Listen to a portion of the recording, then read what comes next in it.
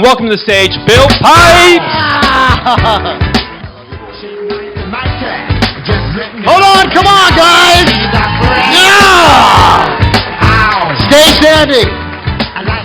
Those of you, take the sound down, please. Those of you that know me, stay standing. Are you alive? Oh, that's bullshit. Are you alive? Are you excited? Are you full of energy this Thursday?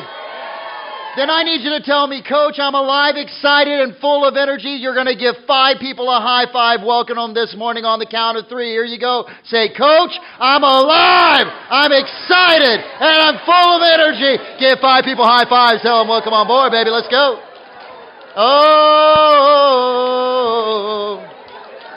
Oh, yeah. Oh, wow. My hand is hurting from the high fives, yes.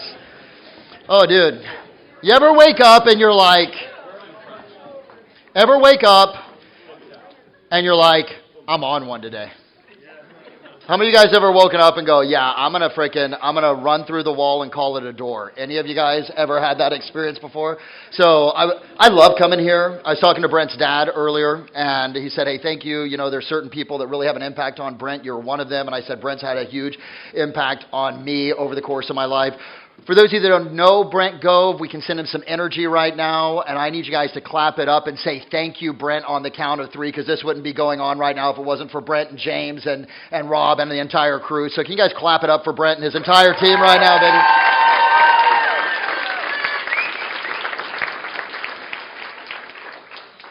This room has a very special place in my heart. Brent Gove has a very special place in my heart. Cabo, almost a year ago, was the place where I actually...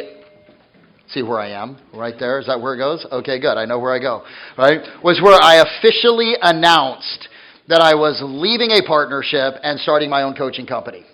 And over the course of these last 9 months, we have scaled up from no coaching clients to, at this point, we have 275 in the course of 10 months. And I'm super excited about that and so proud. And honest to goodness, yeah, man, some of them are inside this room right now.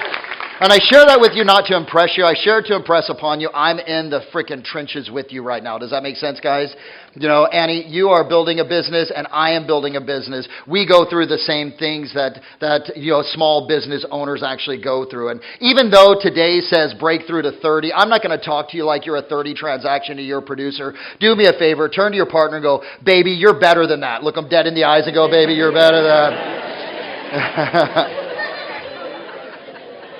Andy, I was hoping you were going to be here. You didn't text me. I didn't know you were coming. I'm going to punch you in the throat if you ever do that again. So, you brought Anna and I a gift. Thank you. I love it. So, the point is, guys, I'm going to talk to you today like you're going to earn 7 figures. Is that fair enough? Yes or no? Right? And you're going to hear me so just know that 30 transactions is a launching point. It's a stepping point. It's a milestone on your way to 7 transactions. Because if you're going to earn 7 figures, and by the way, everyone just point at yourself and say, I deserve that on the count of 3. 1, 2, 3. Oh, that was like a mess. Let's try it again. Ready? 1, 2, 3. I deserve that. Yes, you do.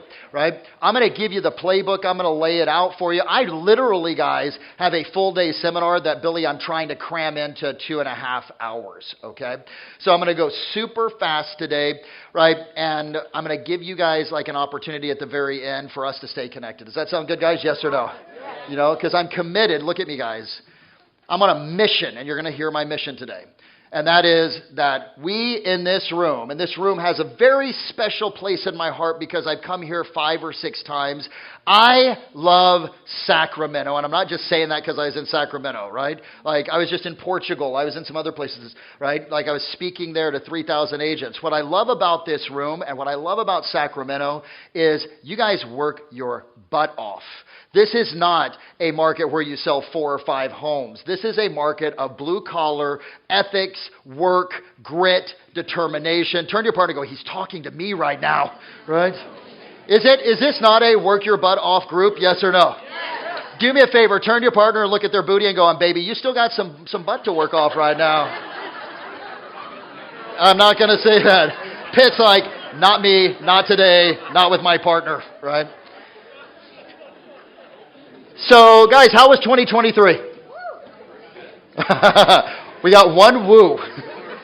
One woo. That was one woo.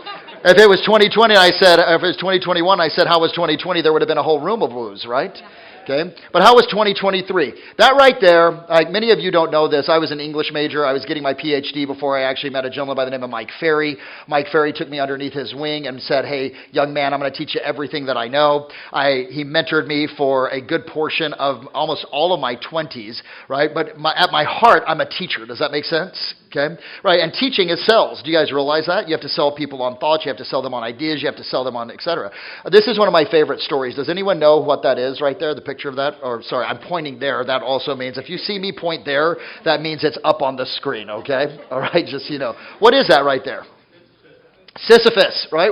Myth of Sisyphus. What did Sisyphus do? Sisyphus thought he was as good as the gods. He thought he could fly with the gods. He thought he would be able to actually be a god, right? Okay? And then all of a sudden what happened is they said, nope, sorry, you're not. And then they, damned him to push a rock up a hill, get to the top of the hill, look at it and say, yes, I did it.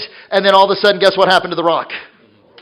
Then it rolled all the way back down to the bottom, and guess what Sisyphus gets to do? All the way back up. Turn to your partner and just tell them, sounds like prospecting, baby. Right? Today's done. Oh, man, there goes the rock. Back up again, etc., right? So for me, 2023 was the myth of Sisyphus, right? We had to work harder. Did you have to work harder in 2023, yes or no? Did it require more skills? Okay, did it require a stronger mindset? Now, here's the challenge that we actually had, my friends, is we thought 2024, how many of you believed when we saw interest rates coming down? When we saw markets beginning to catch fire a little bit, we thought here comes that V-shaped recovery, baby, right? And we thought the bounce was going to take place and that 2024 was going to be a little bit easier than 2023. Raise your hand. No BS. How many of you guys, because I did, how many of you guys felt that? Raise your hand, say aye. Okay? Turn to your partner and go, what were you smoking? Right?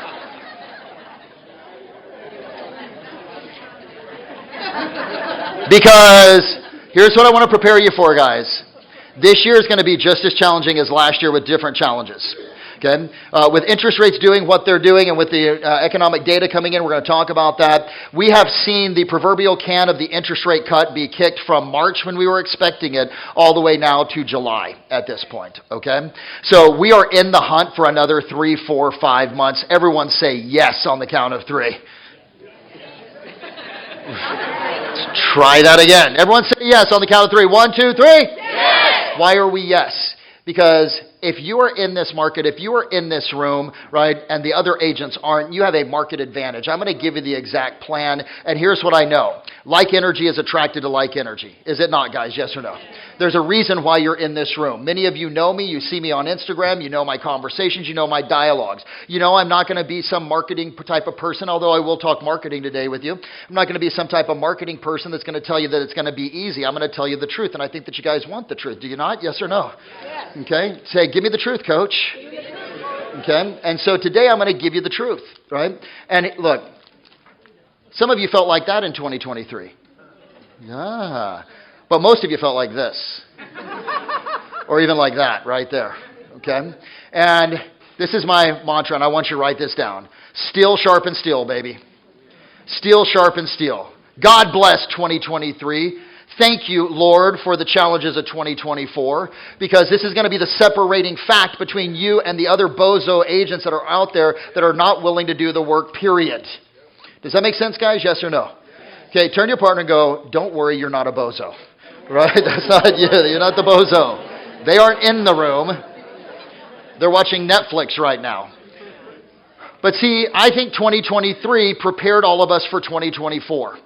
It gave us the strength. It gave us the determination. It woke us back up. How many of you guys had a wake-up call in 2023 that said, dang it, maybe I'm not as good as I thought I was. Maybe the market was better, and that was what I thought. I made myself out to be a great agent. See, I saw in 2020, 2021, 2022 a really good market with mediocre agents, and the mediocre agents thought that they were really good agents. That's what happened, right, guys? Okay? Turn to your partner and go, he's talking to you right now. Yes. Ooh, I love it. The lady in the back with the glasses goes, he's not talking to me right now. Everyone say this for me on the count of 3. Can you see it up there? 1, 2, 3. No, I need you to say it like you really mean it. 1, 2, 3. Turn to your other partner and give it to them. Ready? 1, 2, 3. Other partner on your other side. 1, 2, 3. One more time up to me. 1, 2, 3. I was made for this market. I don't like this motivation stuff. Then you're in the wrong room. Honest to goodness. Because this market is going to require a new and different version of you. Does that make sense, guys? Okay? It's going to require more grit, more determination, more work, more attention to detail, more attention to your skills, more disciplines. It's going to require better strategies. And if you can adopt what I talked to you guys about here today, you truly are made for this market. You made it into the room, which tells me you were made for this market. You're listening and taking notes, which tells me you were made for this market. Right? You guys are smiling. Turn to your partner, give them a big smile. Right? Which tells me you were made for this market. So a quick little background on me for those of you that don't know me. 31 years in and around the real estate and mortgage business. I owned a company called directlender.com. Had my own real estate team, Utah real estate professionals, San Francisco real estate professionals, San Diego real estate professionals, and East Bay San Francisco real estate professionals. In 2021, 2022, just listen to me really quick because here's what I want to get to. You can read all of that. Here's the key. Yes, let me just take some stuff off the table. Yes, I have sold real estate. Yes, I have made close to 500,000 prospecting calls. Yes, I have been in the trenches. No, I do not sell anymore. I do what I love the most right now, which is help you along the path faster. Does that make sense, guys? Yes or no? Okay? So everything that I'm going to give you today, here's what you can count on. It is proven. It is tested by my coaches, by my coaching clients, and there is zero theory today. What you can do is feel comfortable and feel confident that when you implement this, it's going to produce results. Fair enough, guys? Yes or no? Okay? So that's enough about that guy. Look at the hair, by the way. Look, it's gotten like higher and higher, has it not? I'm working your way, Rob. I'm coming to your way, man. So I love it, man. By the way, does your brand matter, yes or no? I'm sorry, does your brand matter, yes or no? Does your brand need to be memorable, yes or no? Is this memorable? Will you remember the mohawk? Will you remember? Yeah, you will, right? Everything that you see right here is by design. Do you get that? I looked at my competitors and I said, everyone right now is wearing sweats and other stuff when they come and speak and jeans and whatever. And I said, you know what? I'm going to buck the trend. I'm going to wear a couple $1,000 suit. Not that the price matters, but I want to feel good like a freaking warrior when I step on stage. I said, you know what? I'm going to bring back Daniel Day-Lewis and the Last of the Mohicans. I'm going to... Let's go, right? So, right? But I want you to recognize you got to stand out in the sea of sameness that's out there, guys, right? So we're going to talk about how you can do that, and the way that you can do that is to actually have a high level of education and to be able to actually be consistent in terms of your marketing and your branding. I always start with this. I want you guys to write this down. The average agent in 2022, I don't have 2023 numbers. Good to see you at 2023 numbers, but write down $44,813. That is what the average agent earned last year in North America. Billy, I spit on that. I think you should be earning that per month. What do you guys think? Yes or no? Okay. Is it okay if I just actually talk like completely authentic and open with you guys today? Yes or no? You know, like it's funny. Johnny came up to me. He goes, dude, how do you want me to introduce you? I go, just do you, right? And he goes, okay, I'll just do me. I go, good, because everyone else is taken, right? So, what do you guys think of when you see that right there? $21 an hour, average real estate agent, $44,813. Tell your partner right now what you think when you see that number. Like, honest to goodness. What do you think? Yeah, right? Dude, I just got back from Portugal. Everyone in there had their scarves and all their stuff. It was amazing. What do you think of when you hear that, when you see it, my friends? Come on, someone tell me. Boo. Yeah, like, come on. Okay. Oh, wait, McDonald's is coming. I want you to see this, okay? What do you think of when you see that, guys? Come on. Broke, right? Here's what I think of. Look at me, guys. All of you. Shh. That's your damn competition. You should be crushing them in a loving way. You should be absolutely dominating your marketplace when your competition is, you should be like you should be Michael Jordan playing a pickup game with elementary school kids. That's how it should occur, right? And still, some of you are missing your goal, not hitting your goal, not actually hitting what it is that you want to. And what I want you to recognize is that the playing field is wide open for you to be able to have a breakthrough and have your best year ever. I have officially lost my thing. Here it is. Take a look at this, guys. How much does a McDonald's worker make in California? As of May 8, 2023, the average annual pay for the McDonald's restaurant jobs category in California is $42,105. Just in case you need a simple salary calculator that works out to be approximately $20.24 an hour. Go back. $21 an hour, $20 an hour. Basically, you could go work, the average real estate agent could go work at McDonald's and make more money. And oh, by the way, you're actually going to have health insurance as well, too. That right there, I want to light a fire. Oh, here's what I tell them. Go get a real job.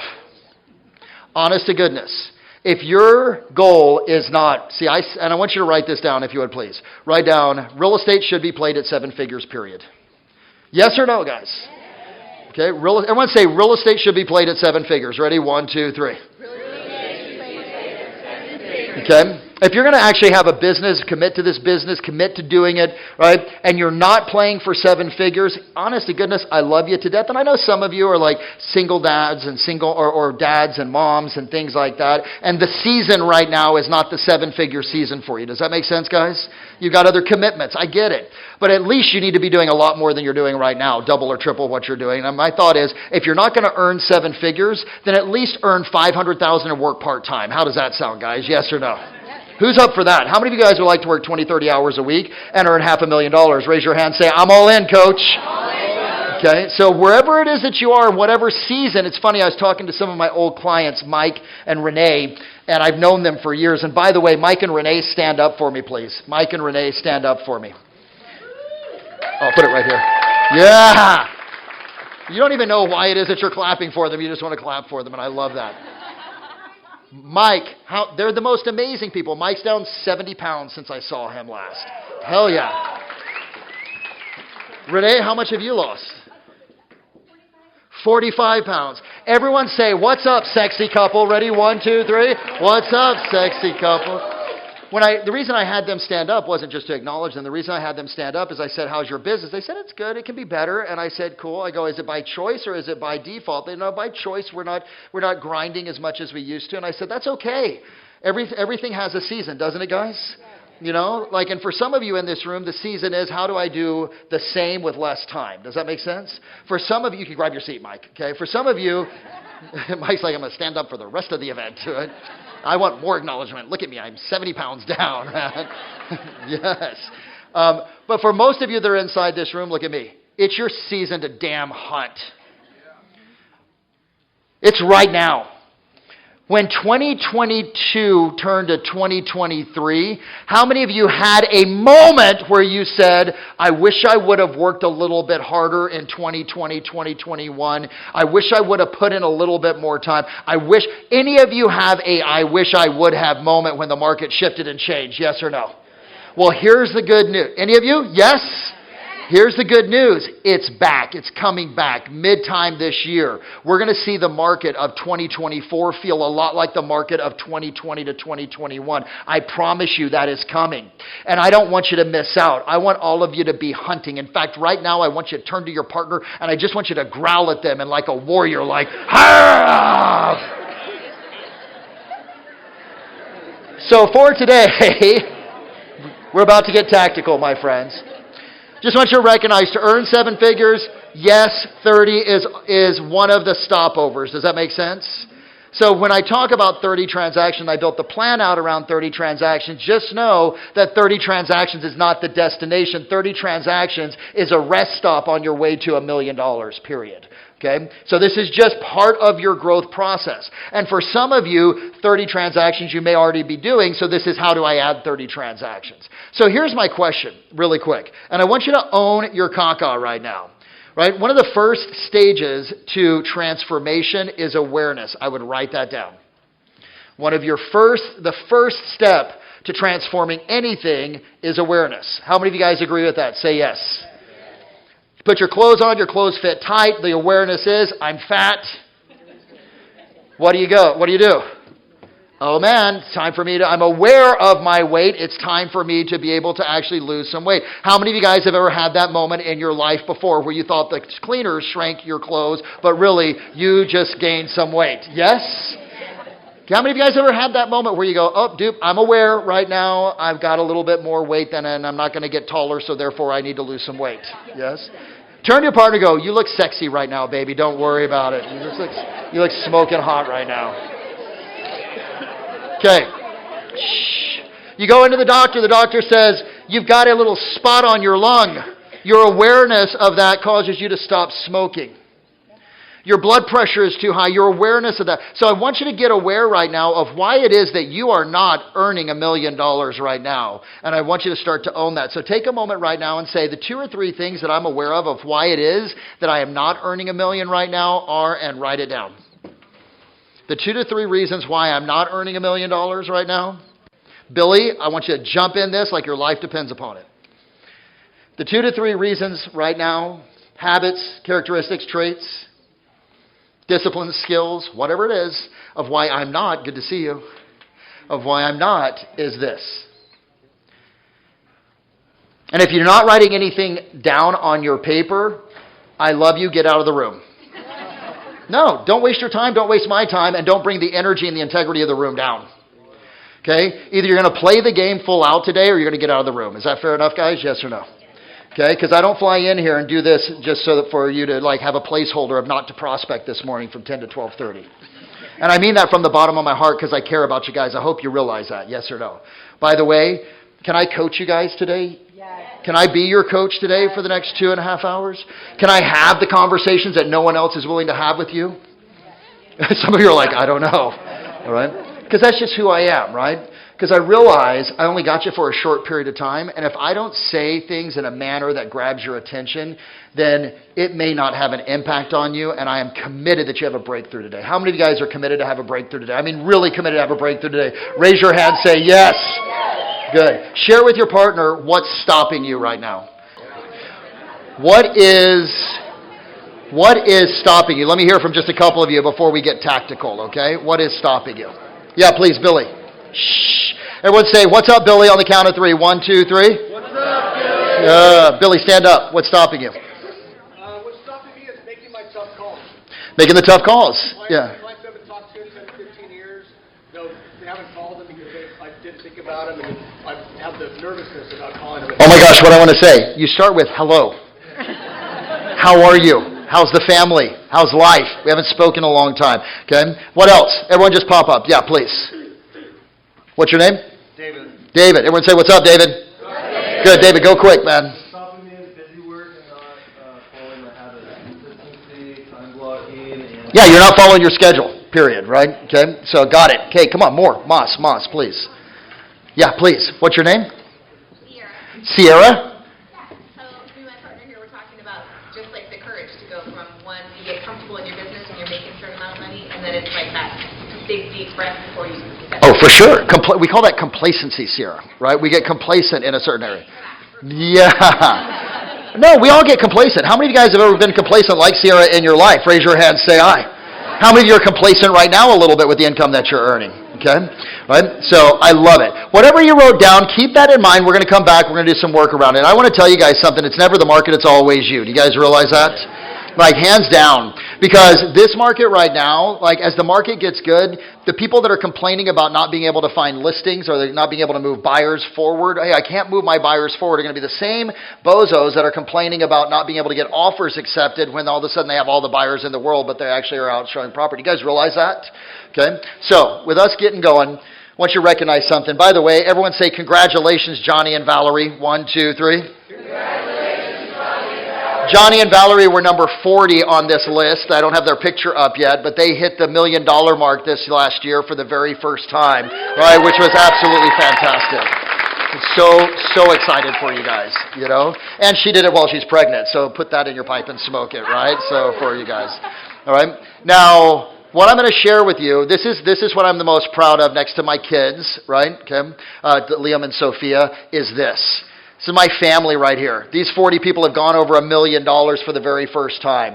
I'm going to share with you right now. Do me a favor. Everyone turn to your partner, and I want you to say, I am next on the count of 3. Ready? 1, 2, 3.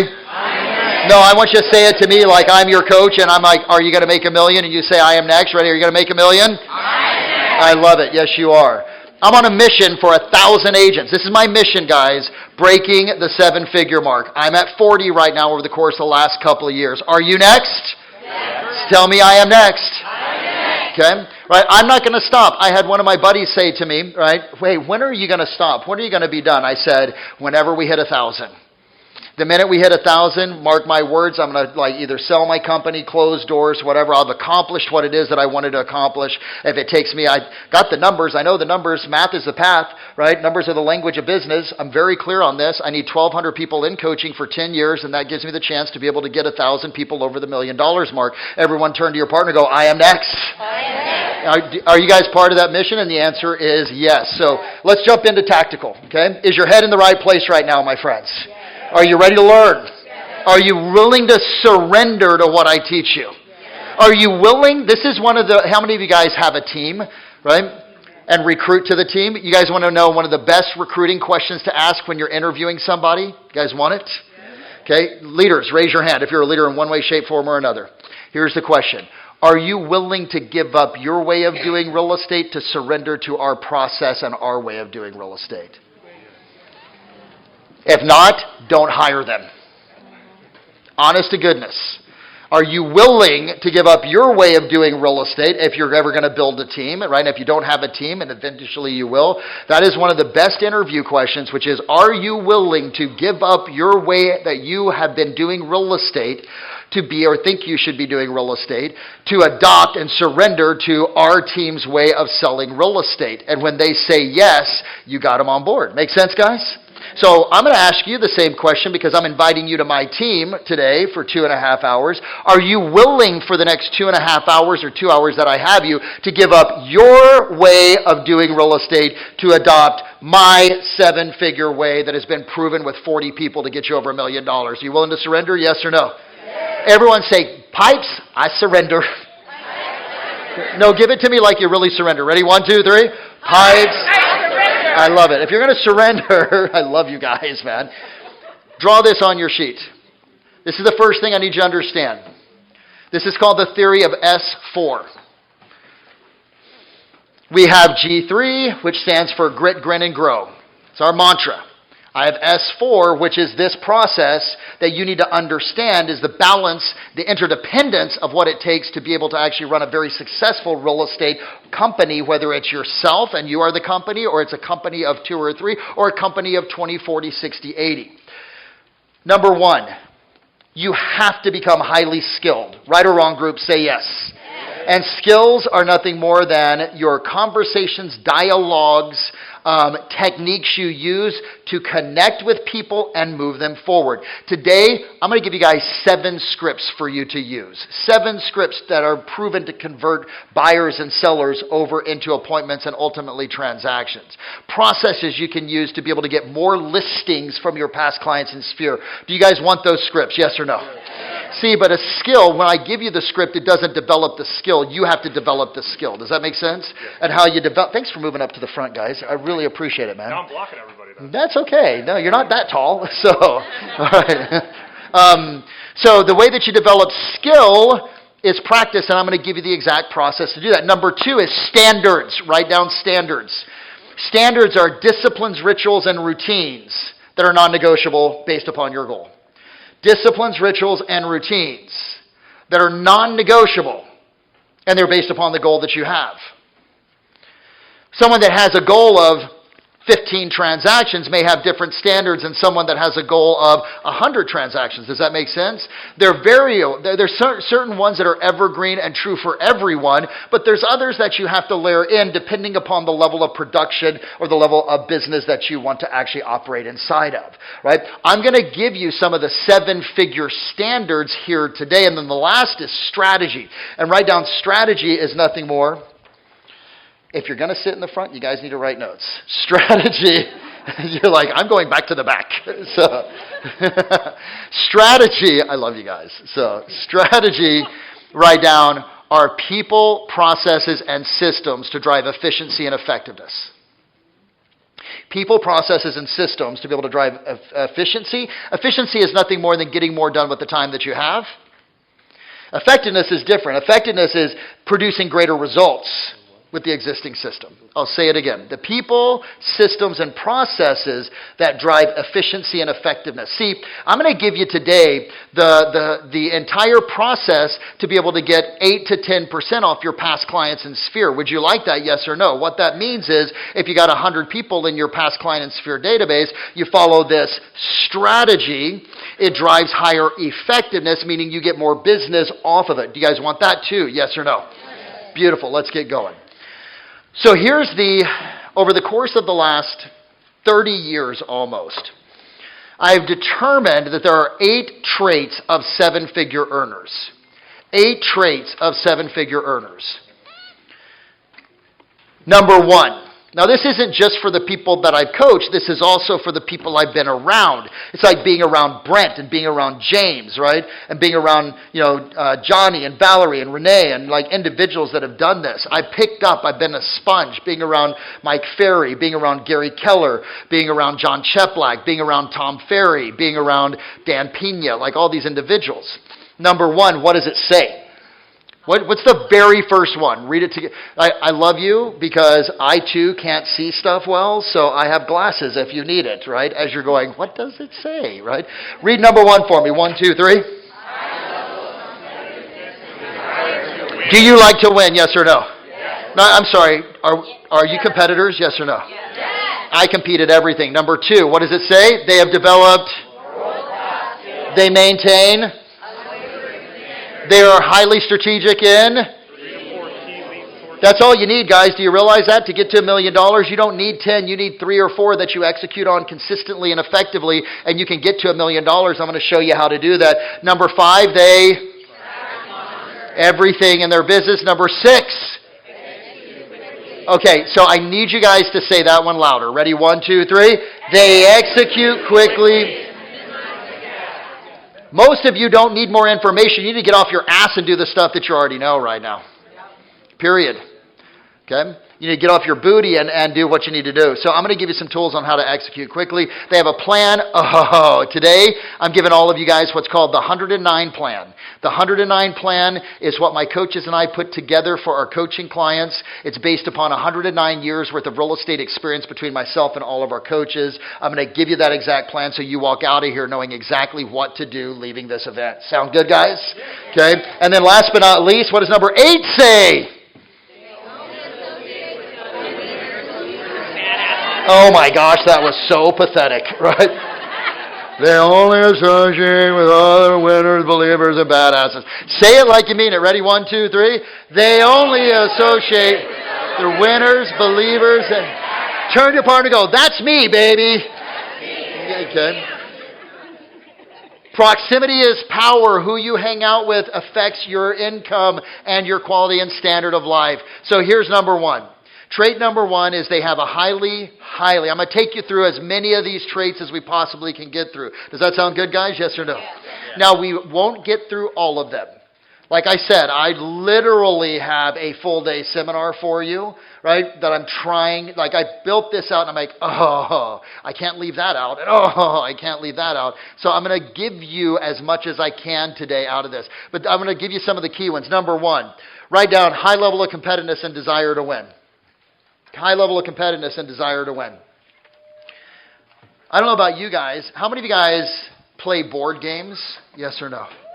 How many have kids that you know of someplace out there on the planet? Yeah? Okay. You don't have any kids? No? Okay. Do you want mine? I was going to give it to you. I will give you my daughter right now. She's 15 years old, and I just Yeah, like, please adopt her. Take Sophia from me right now. So my son is amazing. I come home from events because I travel a lot. Last year for me, guys, was me building the foundation for my business, right? Like getting my coaches in line, everything else along those lines, making sure our systems, our processes, hiring. We went from no employees to right now we have 7 employees. We're hiring 2 more right now. I have 6 coaches, a 7th one in the thing. It was a building the foundation. Does that make sense, guys? Many of you are still in that building the foundation stage. I get it. This year is me hitting the gas. Hitting the gas for me means I'm out on the road speaking a whole bunch like this right now. I come home. My son lives with me full time. When I come home, this is amazing. Spa music is playing. Candles are lit. The house is spotless and vacuumed. I literally go, the hell did you do? Right? I know my daughter's going to get there. But when they were younger, I love playing board games. What is it? Monopoly. Anyone love Monopoly? Okay. And anyone love, tell your partner what your Monopoly strategy is. Everyone's got a strategy besides win, right? Everyone's got a little Monopoly strategy, right? Can I come over this way? How are you, dude? Okay, who is a get Boardwalk, get Park Place as soon as you possibly can? Oh, dude. I'm Boardwalk, Park Place all day long. And when my kids would come around and they would land on it, because I would get them first and I would actually make sure that I'm building up, and they'd land on Boardwalk or they'd land on Park Place. Typically, they landed on Park Place. I said, welcome to the St. Regis. I am your concierge. Give me your money right now. They're, Dad, stop it. Right? I'm like, enjoy your stay. Money, money. I just talk a lot of CHRAP, right? I love to win. And what I've noticed with all the people that I coach, now this last year, by the way, guys, I'm going to say something to you, not to impress you, but for you to understand something. The average person that I coach earned $1.756 million. All right? Okay? Turn to your partner and go, they're just like you. No, they really are just like you. Do you guys get that? They have challenges, they have life, they have problems, they have issues, they have everything. The ones that have bigger teams, they're running a kinder care, right? You know what I mean? Those of you that have larger teams know that. Someone's always on the team having a challenge, an obstacle. People go through challenges, but they're just like you. But you know what they have, every single one of them in common? They are highly, highly competitive. And it is developed, it is not born. I need you to get that. Millionaires are developed, they are not born. Do you guys get that? In fact, the worst thing that could ever happen to you is if you were born into a family with a lot of money, because it's pretty much a death sentence for you to be a drug addict, right? And to be a slug or sluggette in most cases, 95% of the time. Turn to your partner and go, I'm glad your parents were poor. Right? Literally, I'm glad I grew up in Southeast Texas, Kirbyville, 1,972 people, that my grandfather was a school teacher and earned maybe $21,000 a year, that I had that influence, that I wanted more. I'm happy about that because it developed this. So I want you to write down 3 things. Number 1, what is it that you want? What's your goal for 2024? What is your income goal? Write it down, write it down, write it down.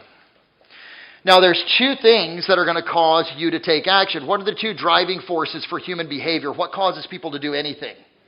There's 2 things. Where does motivation come from?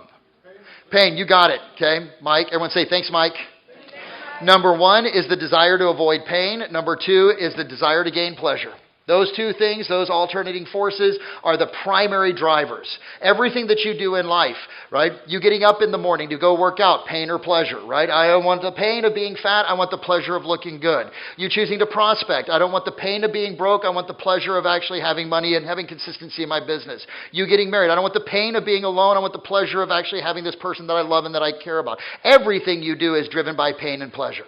Now, here's one of the fundamental challenges that exist for personal growth and development. Listen carefully to me, stay with me. Just about every single guru in personal growth and development talks to you about your why. Does that make sense? How many of you guys have ever heard, you've got to have a why? Okay? And here's what I call, that's the first step, right? But you also need to have your what.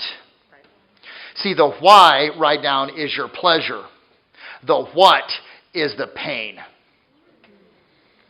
And what's more motivating, the desire to avoid pain or your desire to gain pleasure? Which one of the 2? How many of you are more driven to avoid a painful situation than you are to gain a pleasurable one? Everyone grab your partner's hand and put it up in the air, at least 90% of the room. Watch. You've all felt it. This is really important that I take you through this.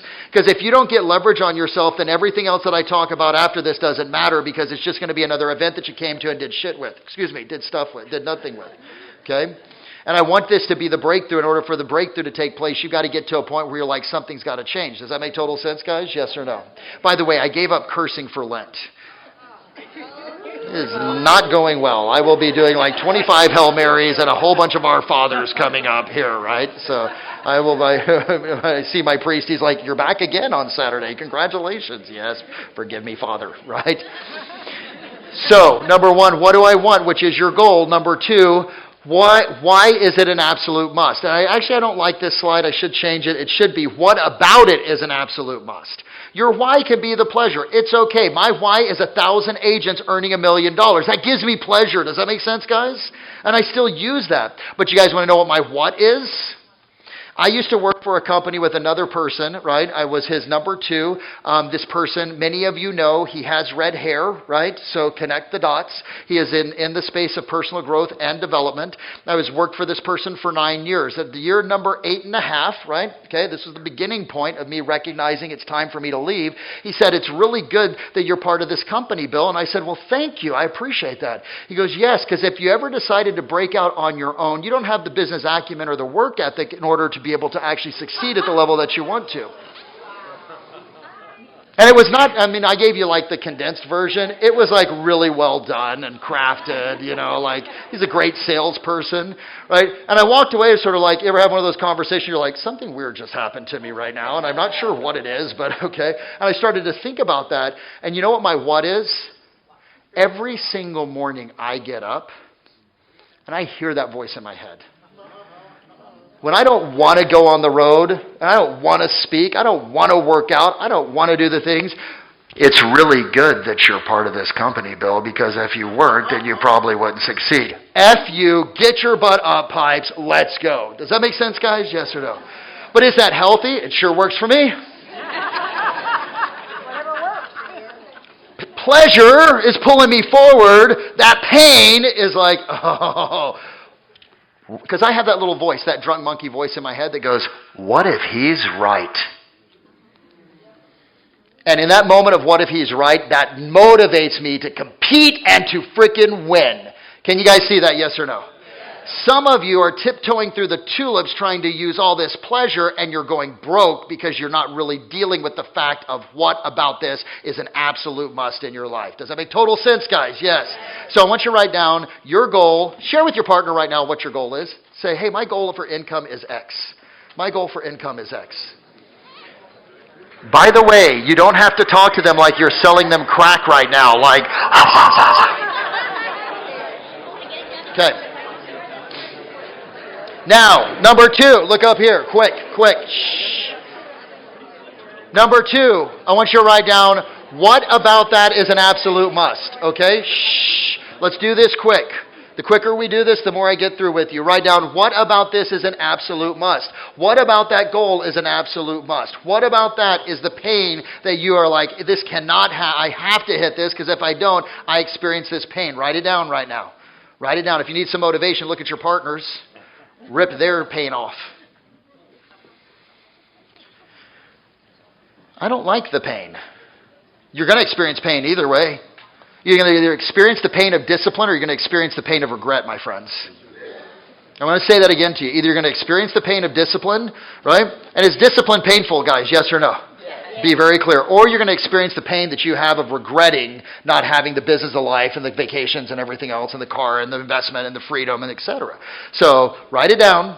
Number one, my goal. Number two, what about it is an absolute must? What about it is going to light that fire in my belly, cause me to compete, cause me to want to win every single day? And then number three, what are you willing to sacrifice? That's a big one.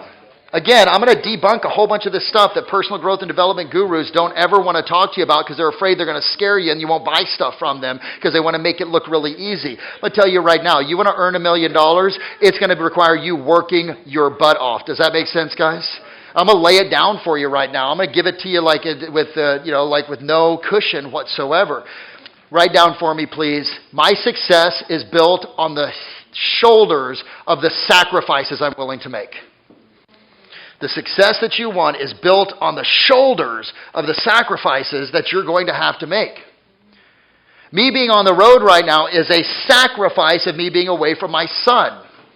My son is a senior, just got into ASU. Let's go, right? So proud of him. Got a 90%. It's sort of a funny story. Liam says to me, because he was playing football, he got 2 offers to actually play D1 football as a safety, right? For Dakota Wesleyan and Cal Lutheran were the 2 schools that he actually got offers from. Okay? And he turned it down. And he said, Dad, I don't think I want to play football anymore after his senior year. I'm like, what? In my mind, I'm like, do you know how much money I have invested in private lessons for you, little jackass? Right? You are my investment, right? But what he came back to me and what he said was really inspiring for me as a dad. He said, Dad, I want to be able to choose the college that I want to go to, not go to the college where they're going to let me play.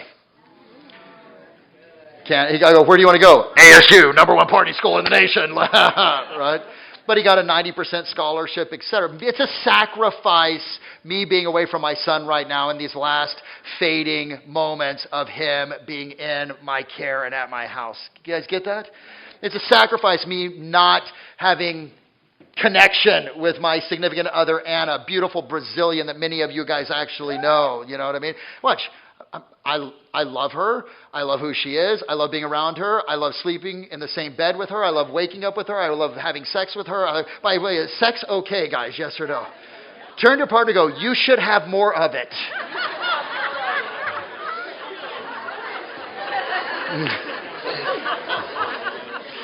The purpose of a 7-figure business is to fund a 7-figure life, right? I'm just saying. Okay? It really is. That's the purpose of a 7-figure. It's a sacrifice for me to be away from her. What I want you guys to recognize is most people aren't going to tell you you're going to sacrifice more than you think that you are, and you're going to work harder than you actually even allot for. That's the thing you got to get. So now I want you to write down, I have to sacrifice. What are you willing to sacrifice? It doesn't mean you're going to sacrifice. I'm giving you examples of me away from my family and away from my significant others, right? But, there's going to be things that you're going to need to give up. For example, I coach a gentleman by the name of Joe Malerba. This is Joe Malerba's, my first year, rounding the corner on my first year coaching him. Last year he earned, 2 years ago he earned $400,000. This last year he earned $816,000. Pretty good, right? I'm so proud of him. He's like, this year's my 7-figure year. I go, hell yes it is. You better believe that. Yeah, it is. And he's like, I'm in. I'm next. Every single call, he's all about it, right? Shows up with his G3 shirt on. He's surrendered to the process, surrendered to the system. He's part of the tribe, right? He said, normally we take a vacation at the beginning of March. I'm not taking that vacation this year. Why? He goes, because I'm going for 7 figures. I'm willing to give this up in the short term so I can have this in the long term. And I go, well, how are you going to reward yourself? What's the pleasure? He goes, we're going to Fiji, the entire family, at the end of the year. He goes, I'm going to reward myself, but I'm going to sacrifice in the short term. Does that make sense, guys? Yes or no? Yeah. Okay? So that's what you got to get. So I want you to write down what is the one, the biggest sacrifice that you got to give up, that you got to own, that you got to make peace with, that you're going to have to make to be able to actually sell 30 homes or to go to $1 million. Do it right now. Go, go, go. All right. You guys got it all written down? 1, 2, and 3? Share with your partner right now. Here's my goal. Here's what about it is an absolute must and a non-negotiable. And here's the sacrifice I'm willing to make. Go right now. Go. I'm giving you guys 1 minute. Go fast. Give your partner a little high five and tell them great work on the count of 3. 1, 2, 3. High fives. High fives. High fives. Great work. Great work. Great work. Okay. Shh. Normally, I love a whole table high-fiving over here. You guys officially have become my favorite table because you are playing full out. All right? Okay. Shh. Now, look at me, guys. Please, everyone, look at me. Many times we go to events and we go to seminars and we do exercises. Right, guys? Shh. Many times we go to events and we do exercises. This was an exercise that you just did. What makes this exercise powerful isn't that you do the exercise. What makes it powerful is when it becomes a tool. And there's a difference between an exercise that you do and a tool that you have. An exercise that you do is something you do one time. A tool that you have is something that you use over and over again. Does that make sense? Yes or no? Yes. So how does this become a tool? Here's how this becomes a tool. This becomes a tool, but every time I say that word tool, I just think of like the negative tool, like you're a tool type of thing. Sorry. Welcome to how my mind works all over the place. Okay? Right? The way it becomes a tool is this. Get a 3x5 card. Write this on the 3x5 card, those three things. Carry that 3x5 card around with you inside your pocket, inside your purse. Take it out and look at it throughout the course of the day. When you don't want to do the things that are difficult, you take out, what do I want? What about it is an absolute must? And then number 3, what am I willing to sacrifice? Put it up on your mirror. Get a dry erase. Write it up on the mirror. What do I want? My goal. What am I willing, what about it is an absolute must? What's my why? What's my what? Right? And what am I willing to sacrifice? Look at it every single day when you're brushing your teeth, when you're shaving your face, or me shaving my head, right? Or doing whatever it is that you're doing. Put it up in your shower. You can't use a dry erase because the shower will actually cause it to get yourself a permanent marker. Put on the glass in the shower. By the way, you can still get rid of it. If you take a dry erase marker, go over the permanent, it will remove the permanent marker. Did you guys know that? Yeah, so you can actually write like a permanent marker on your shower. Hopefully in the shower you're by yourself, and if you're not by yourself, who cares about your 1, 2, and 3? You're doing something else at that point, right? Okay.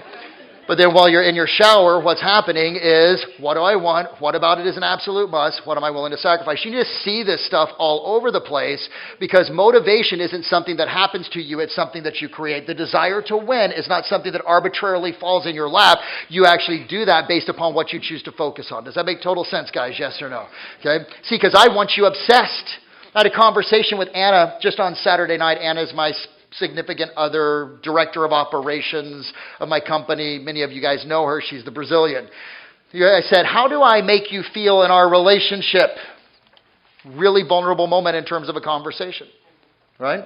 Because I'm committed to being not just the best speaker, best coach, best leader, best owner of an organization. I want to be the best father. I want to be how many of you guys, like, it isn't just about selling a lot of real estate. You want real estate to be just another mirror of what it is that you are, which is a commitment to excellence. How many of you guys have that commitment to excellence in all of your life? Raise your hand, say I.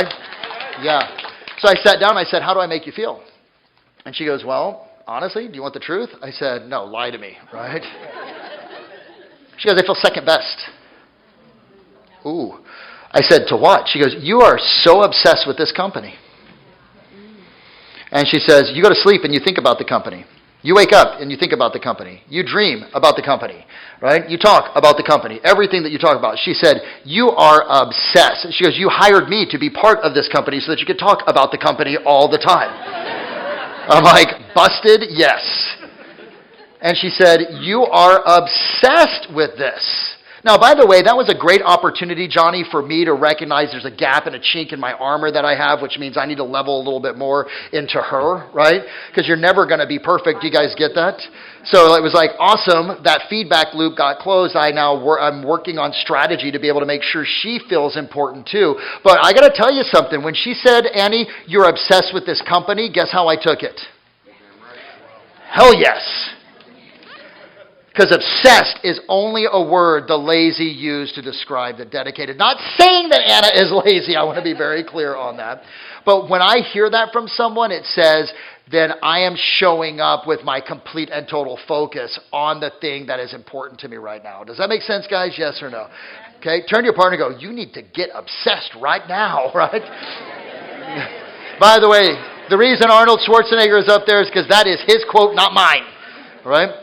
But if you're not hearing on a weekly basis, dude, you're obsessed with your business. You're obsessed with prospecting. You're obsessed with your skills. You're obsessed with something, then you are not over-indexing enough. I'm sorry, but I got to hit you smack dab between the eyes with a 2x4 on that. How many of you can recognize, if you really want, was Elon Musk obsessed with Tesla, yes or no?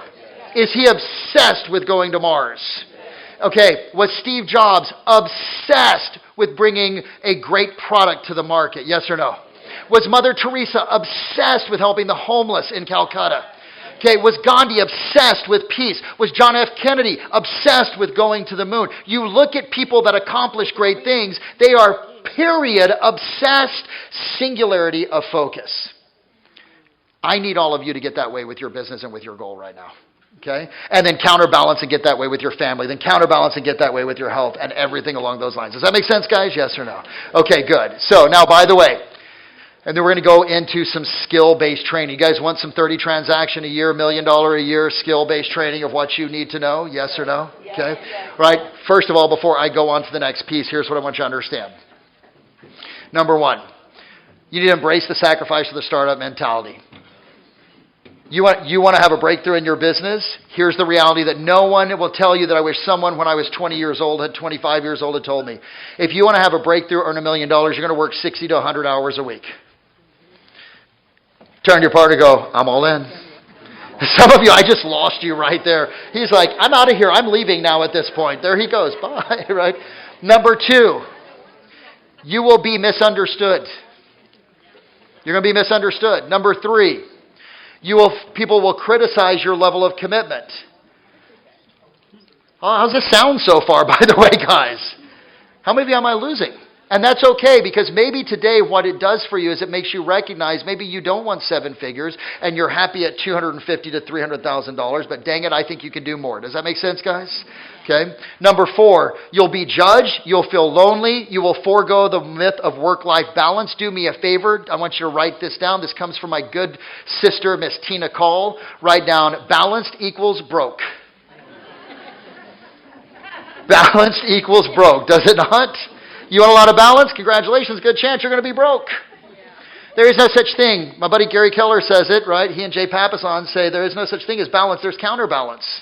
Joe Malerba is counterbalancing, giving up a short-term vacation to be able to actually have the big vacation to feed you with his family. That's a counterbalance moment. Does that make sense, guys? I'm giving up a little bit of balance right now in my life to be able to actually build the business so I can counterbalance and take my son on a senior trip to Soyalita, to be able to take Anna to Dubai, to come back and take trips. That's a counterbalance moment. You go all in and then you come out a little bit. And then you go all in, you come out a little bit. You're going to fail just as much as you succeed. Turn to your partner and go, I love me some failure. My mom said, how's your business going? I literally was having this conversation with her last night. She goes, how's your business going? I go, I'm in startup. And she goes, well, I know that, Billy, right? She goes, but you work too hard and I don't understand. And the kids and Sophia and watch. I'm being misunderstood by my mom. Does that make sense, guys? That's part of this. I want you to understand it. She said, how's the business going? I go, it's great. I said, it's about 30% of the business is frustration. No, 30% of the business is fear and doubt. Of my time in the business is fear and doubt. Am I doing it right? Oh my gosh, I go through this. 60% is frustration with my team, with Anna, with our clients, with the systems, with the processes. 5% is anticipation. Anticipating, oh my gosh, it's going to change, it's going to get good. And 5% is celebration. If you want to really know what running a successful business is, it's 30, 60, 5, and 5. Does that make sense, guys? Okay. But you know what? Here's the beauty of it. Okay. Here's the beauty of it. When you guys are chasing this rabbit, you're never going to feel more alive. You guys have seen me speak before. How many of you guys have seen me speak before? Raise your hand, say aye. Okay. Is it different today? Yes or no? Yeah. Do you feel the energy? I'm 52 freaking years old, guys. Okay? I have never felt more alive. My 52-year-old version of me will kick my 25-year-old versions of me's ass. Day in and day out. There is no doubt at all. Why? Because I am going after a big goal and I am doing what it is that I'm asking guys to do. Turn to your partner and go, you are next, baby. Can you go back one slide? Okay. All right. Which slide do you want? Oh, you guys are I'm going to give you guys the chance to get the deck. How many of you guys want the deck? 5 of you. That's awesome. I'm doing a really good job. That makes me so happy. Okay, so everyone give it to your partner. Ready? 1, 2, 3. Say it like you mean it. 1, 2, 3. If you're going to be next, and trait number 2 is you got to develop some world-class skills. Oh, yeah. You know who I'm loving right now? Just loving. I'm loving me some Kobe Bryant right now. I am absolutely just in love with Kobe, right? God rest his soul, his work ethic, his determination, his focus, his passion. I absolutely, for some reason, am on an enormous Kobe kick. Look, was Kobe obsessed? Yes or no? Ooh, does anyone know the story about Kobe Bryant and playing Michael Jordan when Michael Jordan was with the Wizards? And Michael Jordan, and they end up beating Kobe Bryant and the Lakers. And Kobe is wearing number 8 Jordans, right? So he's wearing number 8 Jordans, right? And Jordan walks up to him, and guess what Jordan says after he beats him? You may wear the shoes, but you'll never fill them.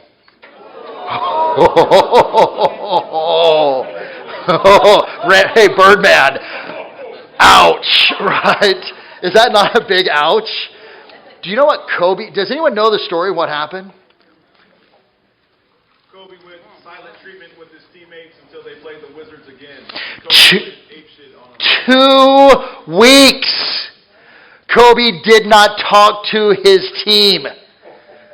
He just went 100% he got obsessed. Does that make sense?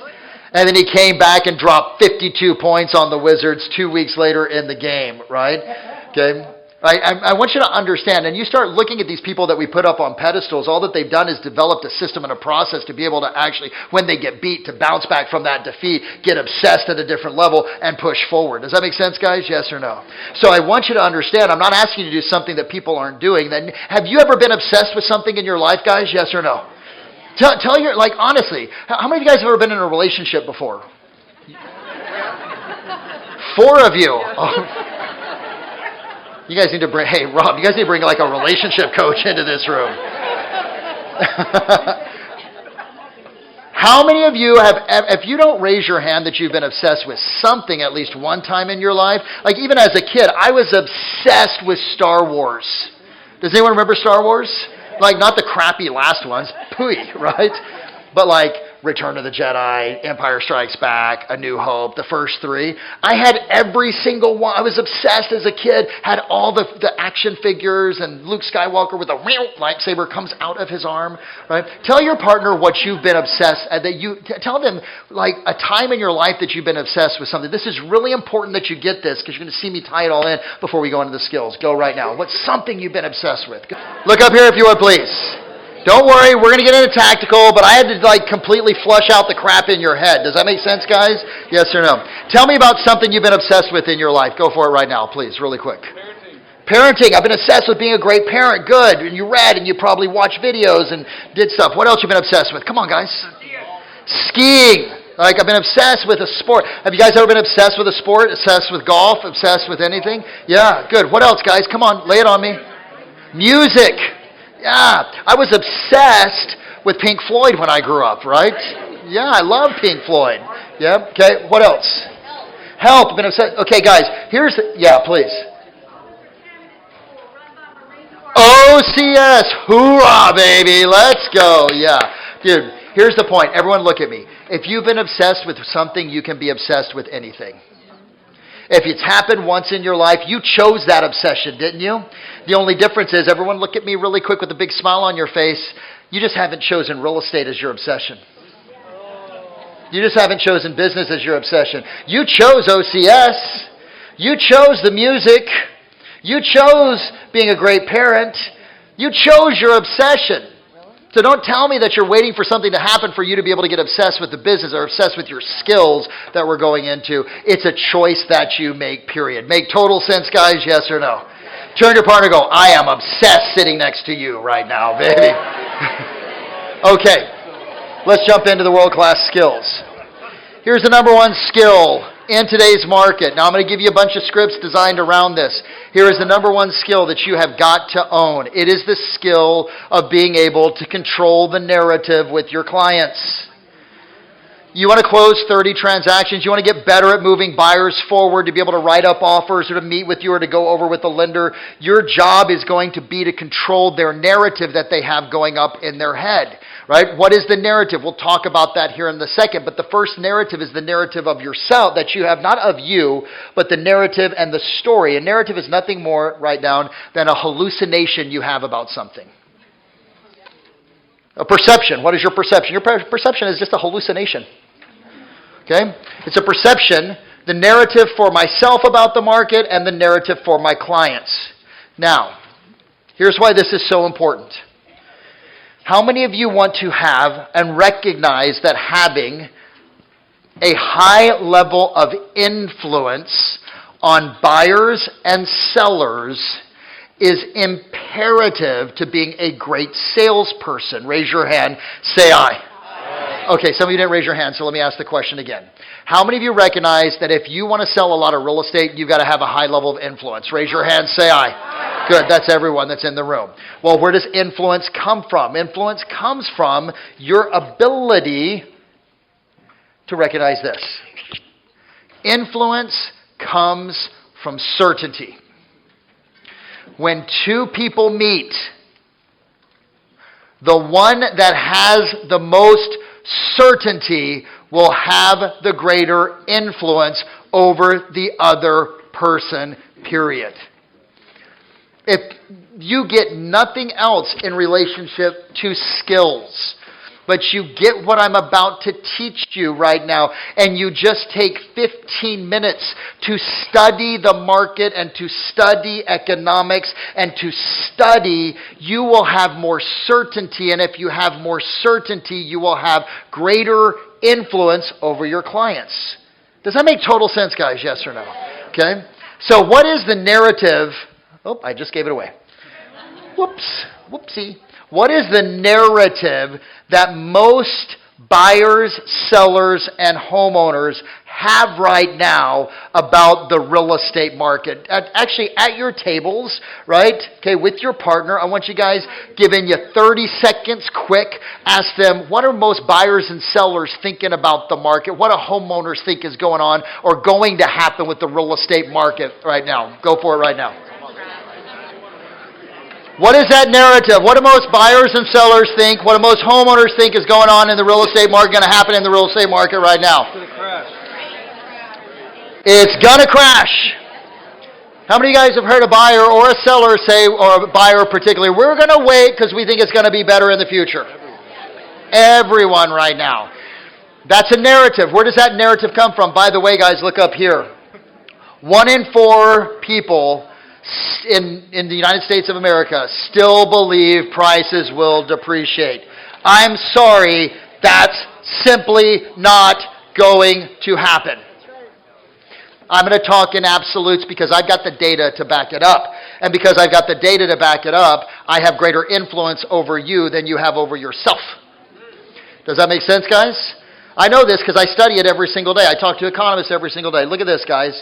Here's the narrative we must combat. This is January. Go back to January. Can you guys see that slide right there? Percent of Americans who think prices will go down in the next 12 months. January of last year, we were up at 37, 35, 31. You can see the beginning of the year. We've come down to this 24, 23, 24%, but it's higher than it was a couple of months ago. Can you guys see that, yes or no? So what you're bumping up against right now, my friends, in every conversation is a little bit of, or a lot of this thought, I'm just going to wait because prices are going to come down. It's going to be a better situation for me. Is that going to happen, guys, yes or no? No. Turn to your partner and go, no. Okay, turn to the other partner, just go, no. Okay? See, my friends, but we're still waiting for that bounce. Does that make sense, guys? This is really important. All of this that I'm going to give you right now is important for you to understand because you're going to take this and it's built inside of scripts. Look at me really quick. I appreciate you all taking pictures of that. It's really pretty. The 3 scripts I'm going to give you, the 4 scripts I'm going to give you, one of them is called the 4-pillar close. And in order for you to use the 4-pillar close, you need to understand the 4 pillars. Make sense, guys? So listen carefully. Talking to Logan Motoshami, Mike Simonson, by the way, these are names that you'll hear me mention again and again. Housing Wire's economist, right? Mike Simonson, Altos Research owner and economist. Lawrence Yoon, National Association of Realtors economist. Talking to these individuals, we all agree upon a couple of things. One of the things that we agree upon is 4 things need to happen in order for this market to rebound, which it has not yet. You guys get that? When I say rebound, I mean for it to catch fire. And will it catch fire sometime in the course of the next 6 to 12 months? Yes. How many of you guys fundamentally believe that we're going to go back to a 2020 situation, extremely low inventory, 10, 15, 20, 30 offers on a property, prices going up, affordability becoming challenging again, and interest rates beginning to drop? Raise your hand, say aye. Okay, good. So I'm glad we're all on the same page. But we're still looking at this going, well, when is it going to happen? Number one, We needed interest rates. If someone finds my clicker, I dropped it off someplace. Okay, thank you. Just hold on to that. I'll come over in a second. Number one, we needed interest rates to have a sizable drop. Did we have that? Yes. Did it disappear? Yes. I was so excited. I nailed the, did I not, Billy? I nailed the December drop, dude. Like, I nailed it. And then I totally missed it in February because I said it's going to go down to the low 6s and the high 5s. Everyone was projecting that. Do you guys realize that? And then what happened was economic data, and by the way, this is what you have to become, and I need you to write this down. You need to become just as much an economist as you are a salesperson in today's world. You are a knowledge broker, not just a realtor. It is the educated salesperson that wins in 2024 market. You have to become a knowledge broker. You gotta understand the economy. Why? Because the consumer today is not the consumer of 2010. How many of you guys have been in the business since 2010, Birdman? Okay.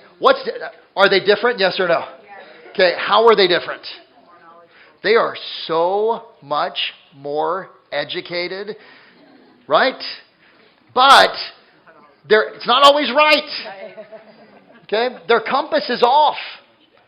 They're getting data from like the YouTuber bozo jackass. It's like, well, the market's going to crash, and or they're getting it from CNN, or they're getting it from Fox Business, or they're getting it from CNBC, or they're getting it from wherever. But in most cases, 98% of the time, that data is off. Your job is to provide the real narrative, and the only way that you can do that is to out-educate yourself from your clients. For most real estate agents, Mike, the challenge is this.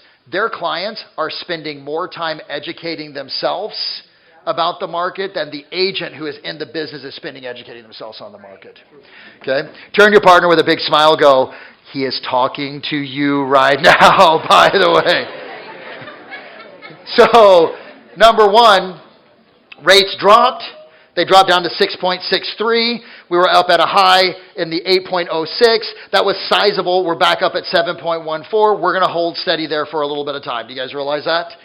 What we need to see is rates somewhere. If we want, when I say thank you, I was just coming over to you, right? Number two, we needed consumers to feel a little bit of an easing in their cost of living. Did we start to feel that around, November, December, prices at the pump going down, your goods, your food, like all that beginning to, who noticed some price depreciation or cost basis go down? Raise your hand. And did it pop back up a little bit? Yeah. Dude, I remember when gas got down and like to a point where like I filled up my tank. Normally I was filling up my tank, and my filling up my tank was $110, $115, and it was like $65. And I looked around, did anyone see this? I felt like Oprah, and I'm like, and you're going to get gas, and you're going to get gas, and you're going to get gas, and you're going to get gas. Like, literally, I was so happy. I'm like, right? Now, what I want you to recognize is we've gone backwards, we were going forward. What we do have working for us is the Fed needed to announce that they were done raising rates and change the verbiage. They're holding to that. They've said that we may need to hold it a little bit stronger for longer, but they're not talking hikes. And the last but not least, we need the media to change their narrative from negative to positive. By the way, the media is the last thing that happens. Do you guys get that? Okay, I'm going to show you here over the next slides when interest rates are going to come down so that you can be prepared. I'm also going to show you that when interest rates come down, right, CPI has actually gone up recently. Do you guys realize that? It was a 33% increase in the projection of what the inflation numbers should be. We expected them to come in at 0.3% increase over the month. It actually came in at 0.4% increase. That's a 33% off factor. And we had a jobs report. Did I lose you guys right now? We had a jobs report that actually came in 100 to 150,000 more jobs than were expected.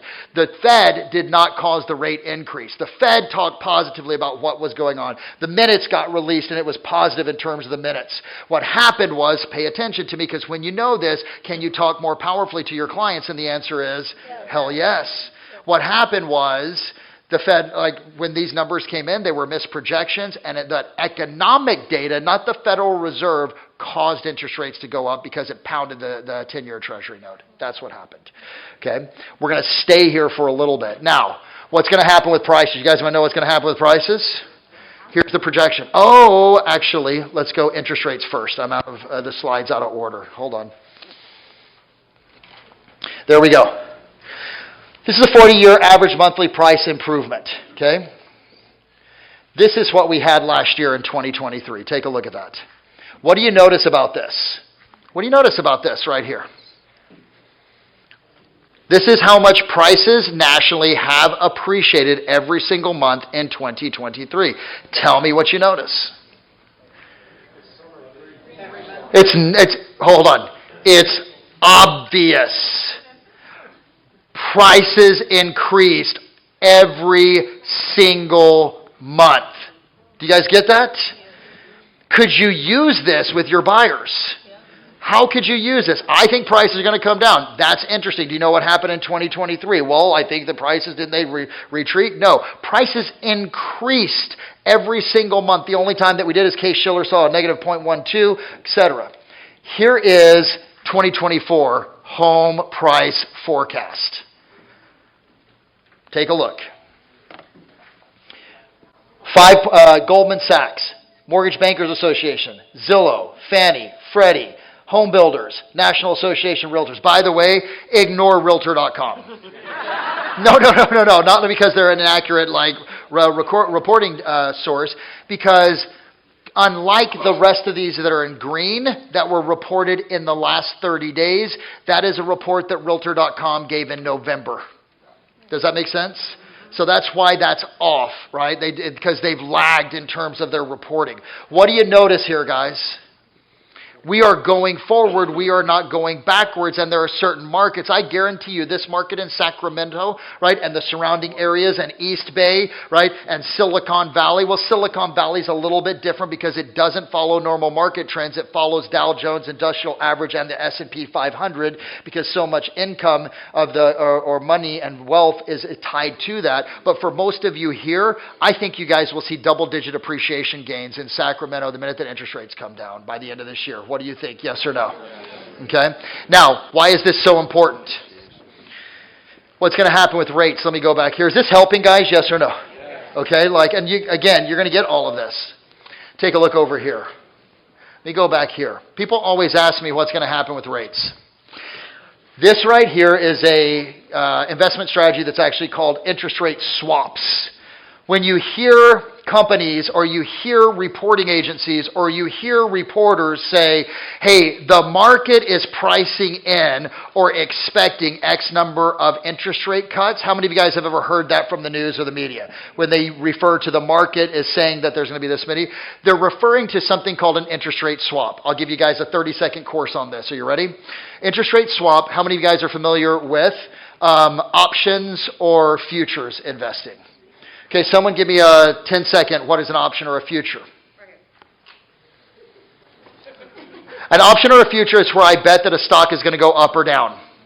Okay, and I can invest in the probability chance that stock is going to go up and down. Futures is a commodity, right? I think that like pork belly, I think that gas, I think that, or energy or fuel, crude oil, I think that corn, I think that whatever is going to increase in price or decrease in price. I can invest, I can short or long pork bellies, right, based upon a particular amount of time, right? I can actually do a put or a call in options. Stay with me, because what interest rate swaps are is where financial institutions and big institutional money invest on what the Fed is going to do at their upcoming meetings. Does that make sense, guys? Okay, all right. Now, it's the closest thing that we have to a crystal ball on what is going to take place with interest rates. Take a look at this really quick. I know, oh, dang it. I highlighted them to have them stand out, and the highlight makes them impossible to read. Okay, good. Failing forward. Look at the top here. Do you see May? All right. Don't pay attention to any of that other mumbo-jumbo. Just go over to the right where it says probabilities. What do you see on the probabilities right here? What is it? An ease means they're going to cut. A no change means they're going to hold. And a hike means they're going to increase rates. What do you see for the May meeting? And I will send this link out to you so you guys can actually go to the CME website if you ever, because this changes on a daily. What do you notice? the percentage chance that we're going to get an interest rate cut. 30, what is that, and what is it that's going to stay? 67% chance that it's going to stay, okay? So we just take this, watch, is the Fed going to cut rates in May? Probably not. Probability chance is very low that that's going to happen. Now, we were expecting, by the way, March was the original expectation before all this crap just went down over the course of the last 30 days. You guys realize that? It's important that you understand this because you can now use an error. If you start saying to a buyer, do you know what an interest rate swap is? No. Well, it's an investment strategy that institutional traders actually use, and it helps us as real estate agents predict what's going to happen with interest rates and what the Fed is going to do. Can I share with you and pull this up and show you? What have you just done? Value. No, what did you just do? It wasn't even, yes, value, yes, narrative. Your AS, do you know what an AS is? Your authority score just went through the roof. Because they look at you and you go, realtor, and then all of a sudden you start laying this on them, they're like, oh damn, I should probably pay attention. Does that make sense, guys? Yes or no?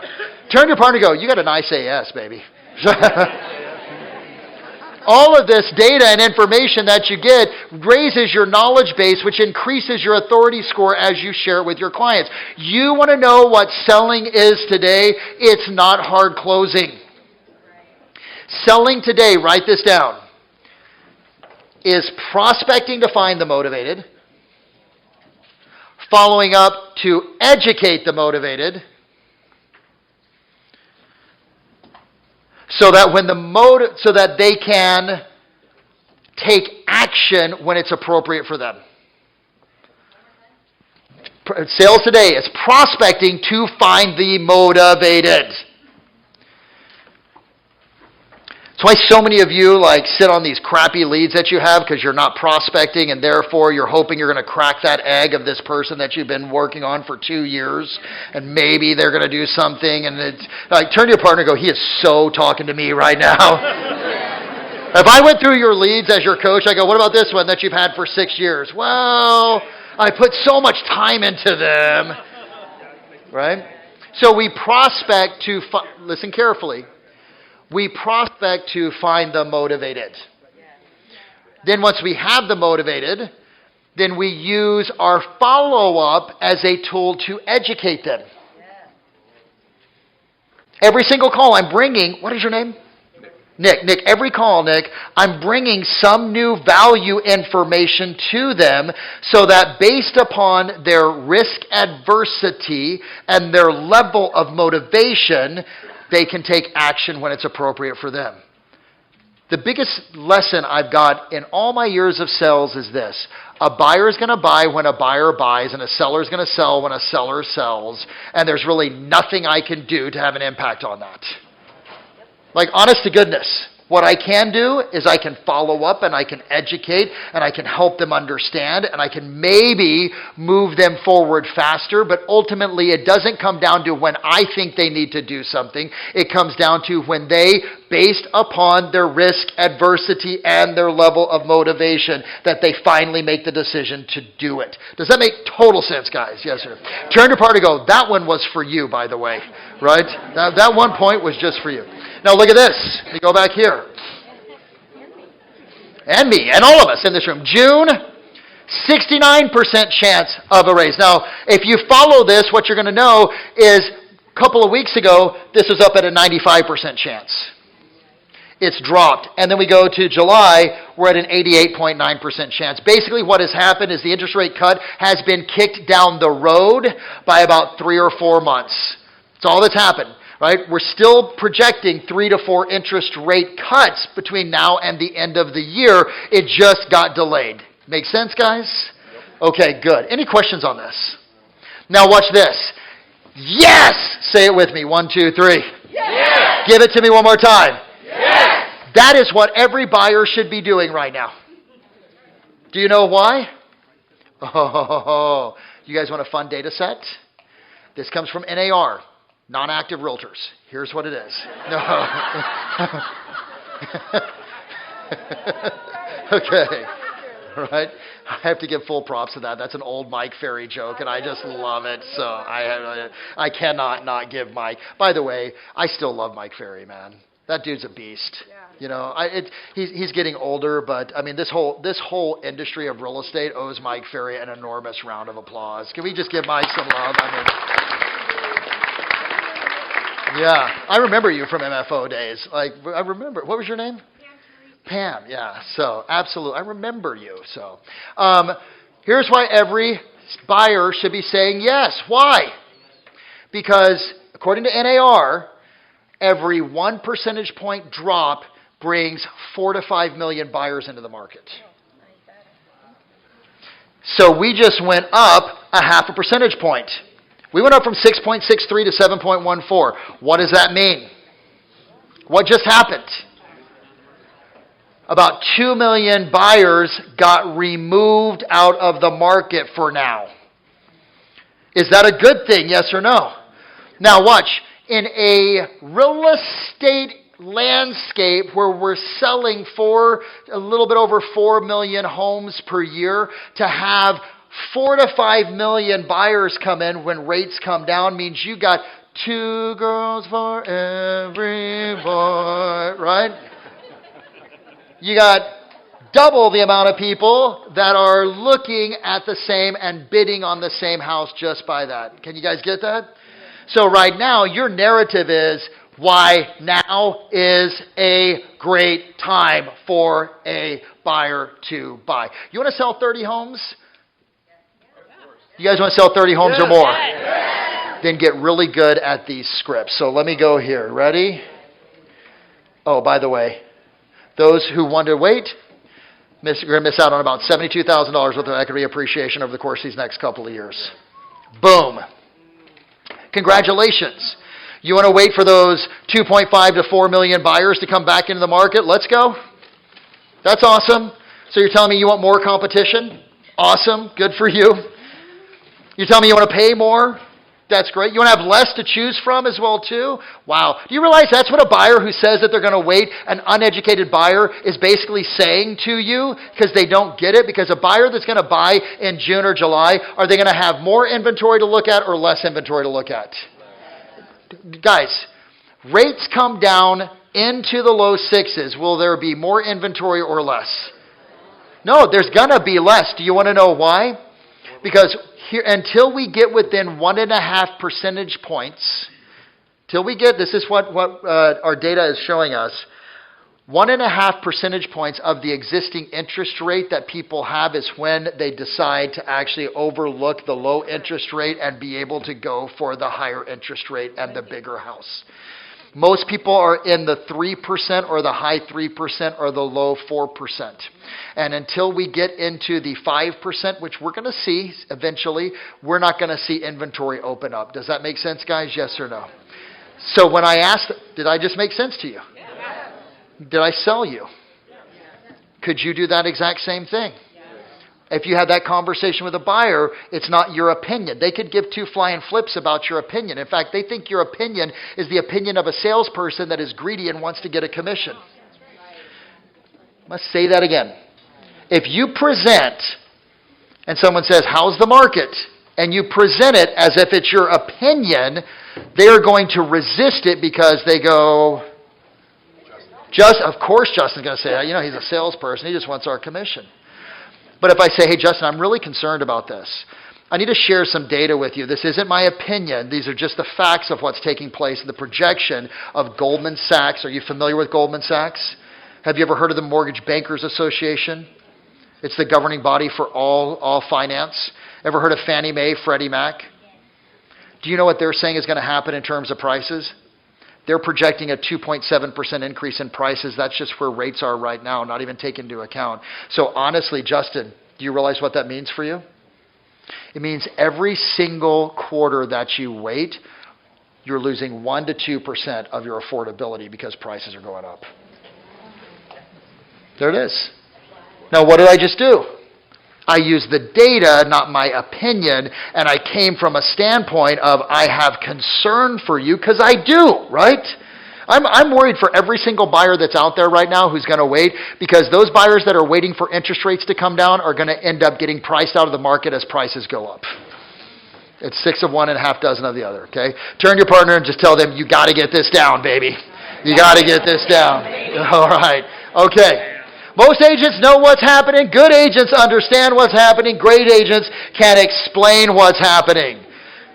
Tell your partner right now, which one are you? Are you most, are you good, or are you great? Don't bullshit them, right? Which one are you? Are you a most, are you a good, or are you a great?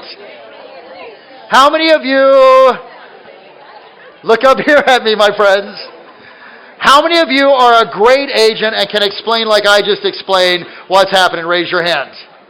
Okay, about 5 of you. How many of you are good agents and you understand what's happening? Get your hands up if you're a good agent. How many of you, and it's okay, awareness is the first stage of transformation. Knowing where you are gives you the chance to actually springboard to where you want to go. How many of you are most agents, where you know what's happening but you don't quite understand it? How many of you guys are understanding it more after today's conversation? Did today help, yes or no, with this? I love it. Good. Okay, one last little bit here. By the way, in my opinion, there has never been a better time to buy real estate. I'm saying it, Logan Motoshami's saying it, Mike Simonson's saying it, Lawrence Yun is saying it, the Zillow economist, she's saying it as well too. Why is now a great time? I'm going to get a buyer under contract right now. I'm going to get them to buy now. They're going to get the equity appreciation. Most lenders, any lenders in the room right now? Okay, what? One.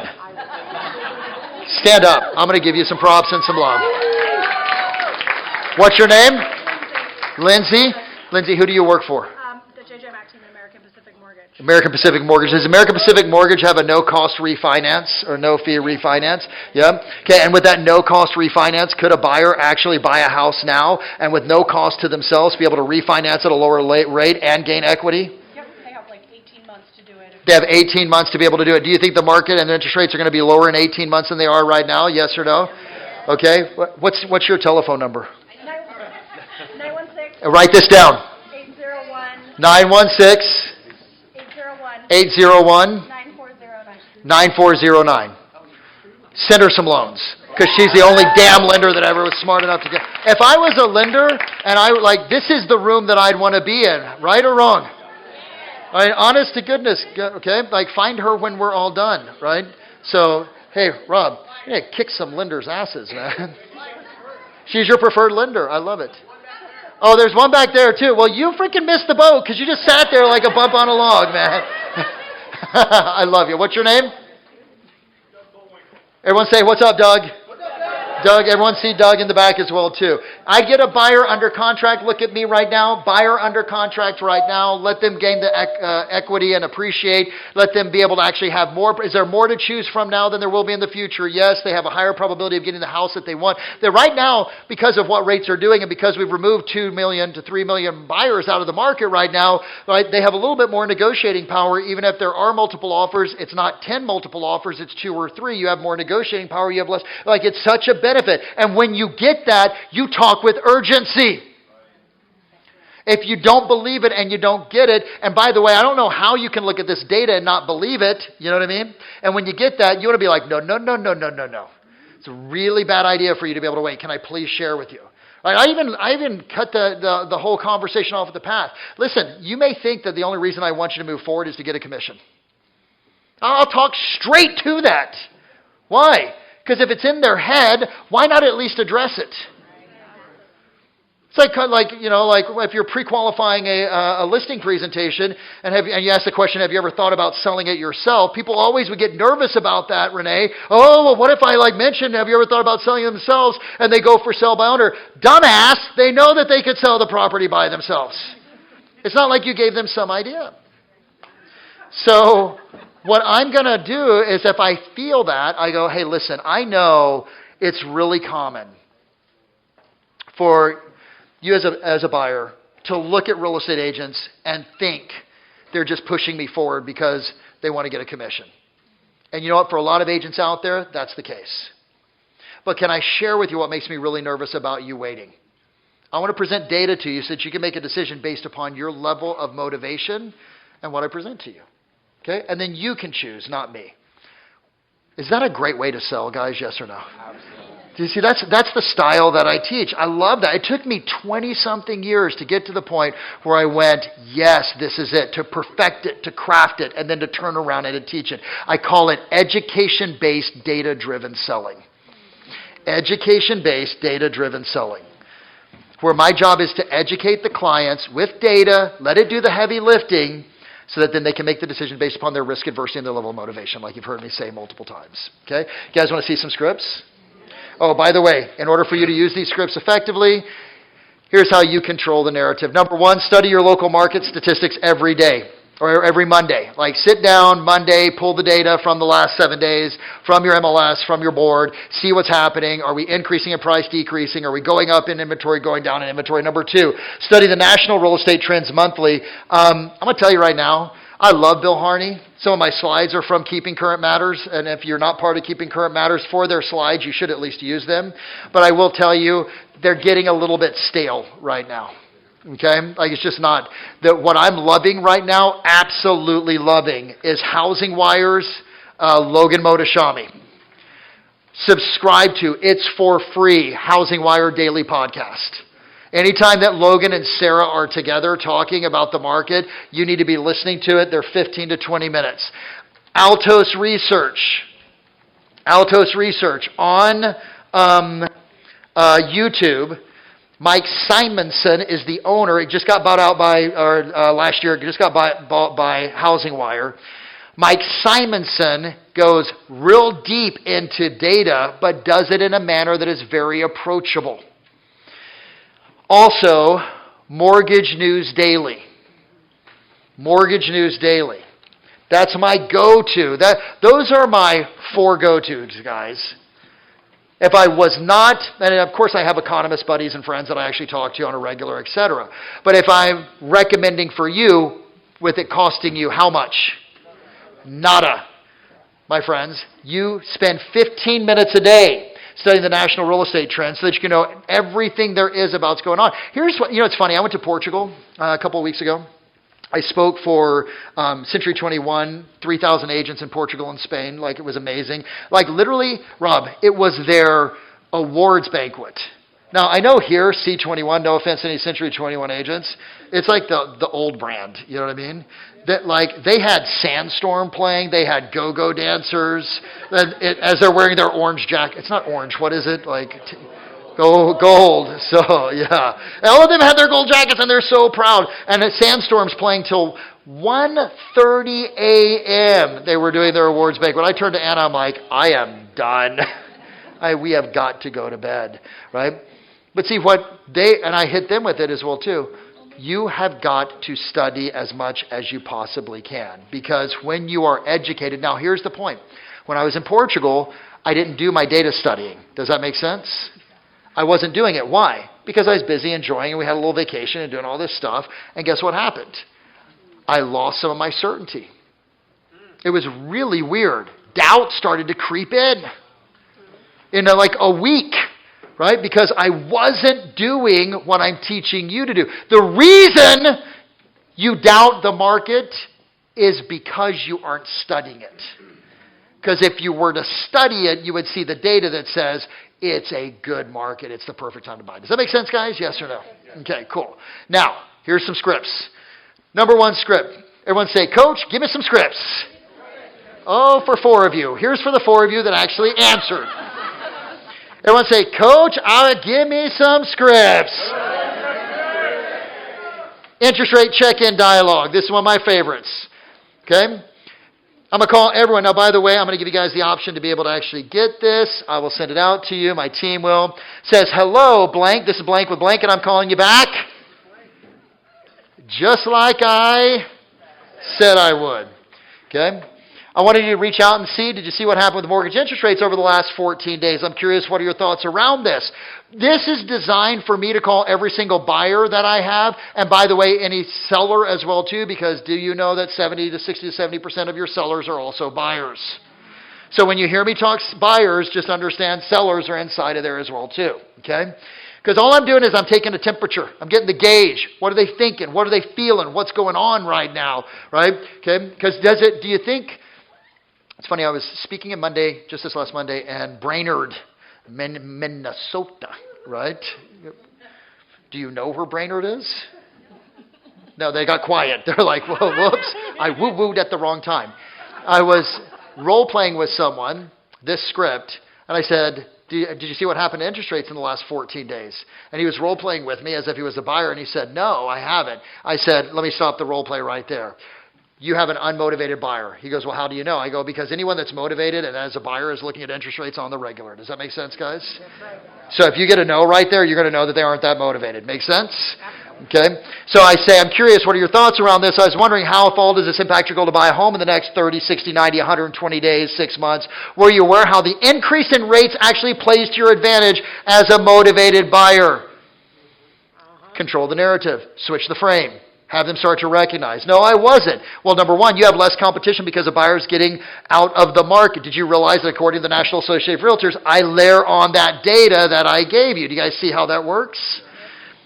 Every 1% increase in interest rates removes 4 to 5 million buyers. We saw rates go up from 6.63 up to 7.14. That means we got 2 to 3 million less buyers in the national market and here in Sacramento. It's exciting for you to have less competition. What's your name?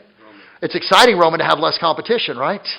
Good. Number two, you have more homes to choose from due to inventory. Actually, inventory right now is holding steady, whereas before it was decreasing. Did you realize that inventory is right now just went up by 0.05%? In most places we saw inventory increase over the course of the last couple of weeks. Okay? Use the data that you find in Altos and wherever, right? Roman, you do want to have more to choose from, correct? Okay, the third thing that's happening is you're going to have more negotiating power. Why do you think you have more negotiating power now, Roman? Less people in the market, more homes to choose from. Obviously, you like me love to have good negotiating power, right?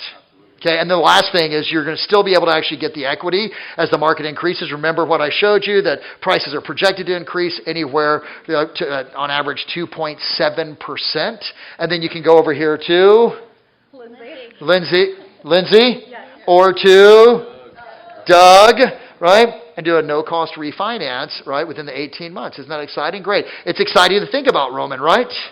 Good. And you do want to take advantage of this opportunity, correct? What am I getting him to say a lot? Those are called tie-downs. Those are NLP techniques that are very, very powerful, right, that allow me to actually frame a statement in a question and force agreement. Great. All we need to do now is set the appointment, write the offer, get you to the lender, etc. Won't that be great? There's your first script. What do you guys think? Could you use it? Okay, good. Now let's go to number 2. Second script. 4 pillars close. Hey, Roman, did you realize there are 4 things that we need to have happen in order for the national and local real estate markets to experience a rebound? Roman's going to say, well, no, I did not. Can I quickly share with you what they are and how this impacts your home buying or selling process and time frame? Don't worry, I'm going to send this out to you guys. Sound good? Okay. Number 1, we need rates to come down off their high of 8.06. You know where we are today. As of today, rates are currently at 7.14. That's a 75% basis point since the high. Unfortunately, Roman, we saw rates go back up from the low of 6.63. Number 2, we need consumers like you and me to experience an easing of inflation. Basically, I lay out the 4 pillars.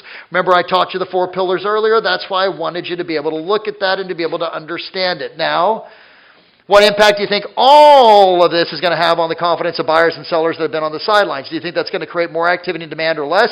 So you can see if inventory stays the same and there's more demand, what does that mean? That's right, fewer homes to choose from, more competition, potentially multiple offers, and higher prices. Roman, is that what you want? No, of course not. Who would? Clearly, you can see why now is the time to become more aggressive in your approach to buy a home, right? All we need to do now is blank. There's your second script, guys. What do you think about that one? Now notice, all that we're doing is what? Educating. Here's number 3. This one's one of my favorites. You remember this one? Oh, I love this close. All right? I want to wait till rates come down. Roman, give me I want to wait till rates come down. I'd rather wait till rates come down. Of course, Roman, and I'm just like you. Like you want to wait till rates come down just because it's going to be a better affordability for you. Is that correct? Let me ask you a question. I can totally appreciate the fact that you want to wait until rates come down. And can I share with you how actually the increase in rates may be playing into your favor? Now, what did I just do right there, guys? I just switched it. New frame. It's called a reframe. I'm asking permission. Can I share? He says yes. I go, great. Do you know, I love this. Do you know who Warren Buffett is? Everyone knows who Warren Buffett is. If not, they shouldn't be buying a house. Roman, do you know who Warren Buffett is?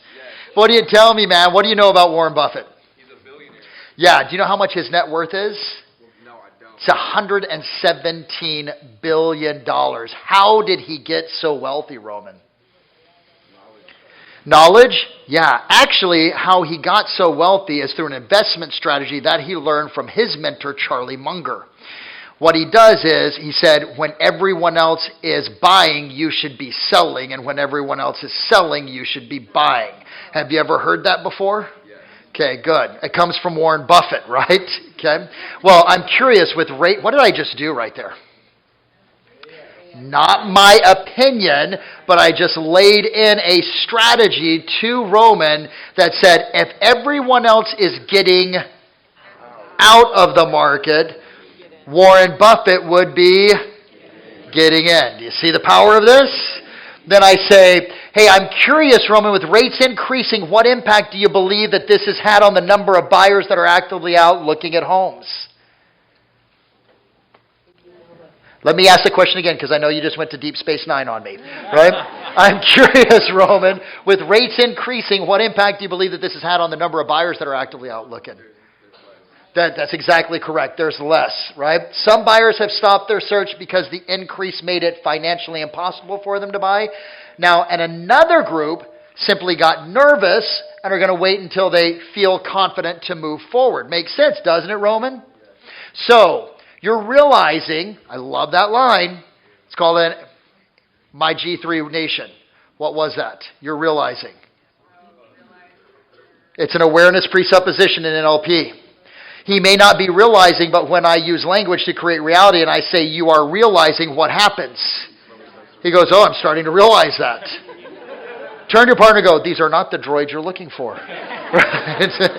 Okay, that's a Star Wars geeky thing that I just did to you guys. Don't worry about it. So he goes, so Roman, you're realizing that with fewer buyers out looking, you have less competition. Does that make sense? Of course it does. Also, with the recent increase in rates, we've seen a gradual increase in price reductions month over month, and homes taking just a tiny bit longer to sell. Now, does this also work to your advantage?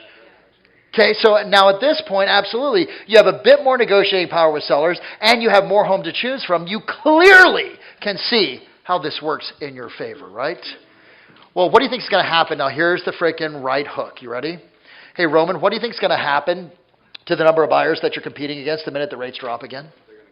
They're all going to come back in. You're absolutely correct. More buyer, more competition, fewer homes to choose from, and less negotiating power. Does that make sense? Is that what you want? Who would? Since you can see, that is exactly why we need to write the offer, set the appointment, do whatever. What do you guys think about this one? Oh. Now again, here's the beauty of this. This is not theory. This is 100% proven, used over and over again thousands of times with our coaching clients. Now, my friends, how many of you want to get paid like a pro athlete? Raise your hand. Say aye. Turn to your partner and go, me, me, me. There is amazing, there's a couple of great, can you guys tell I'm a big sports geek? Like, given the chance, I don't watch normal TV. I watch Netflix, Apple TV, right? Apple TV has Tom Brady and Bill Belichick thing going on right now. Did you guys know that? It's about the, like from the time that Brady, what is the name of it? So it's like Legend is what it's called, right? And it's about Brady and Belichick and when Brady like came in and became the starting quarterback for the New England Patriots.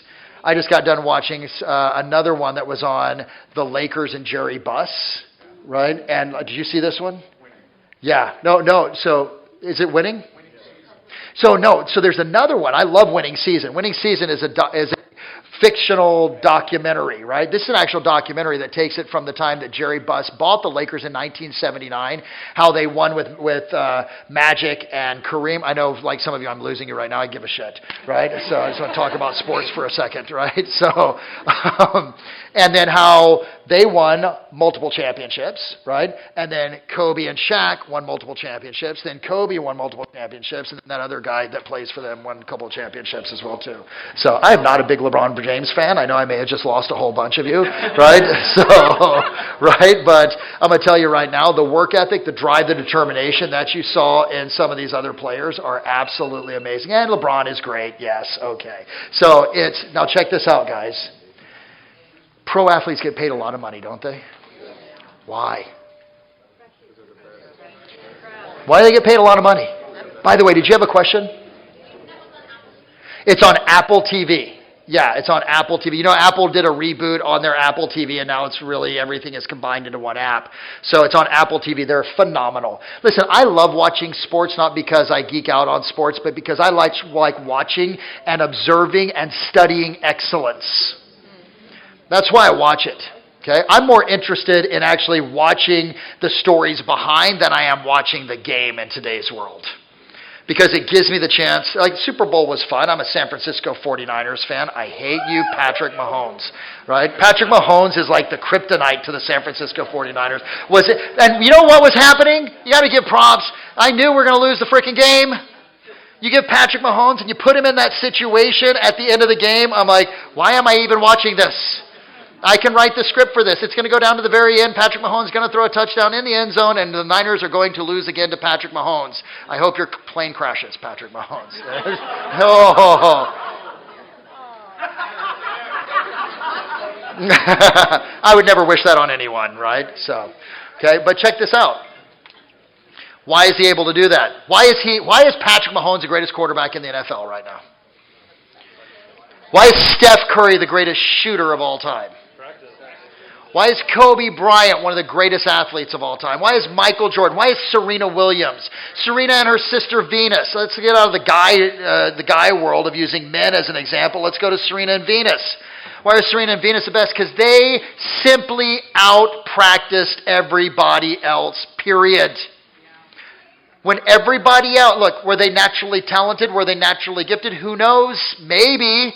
But you're never going to know because the level of practice that their dad put them through. So you can't tell what was talent naturally and what was skill that was developed. You can guess what would have happened had they not. Does that make sense, guys? Michael Jordan, you can guess. You know, it's a great story about Kobe Bryant, really quick. Kobe Bryant, when he was 11 years old, was in a summer league for kids in basketball in North Philly.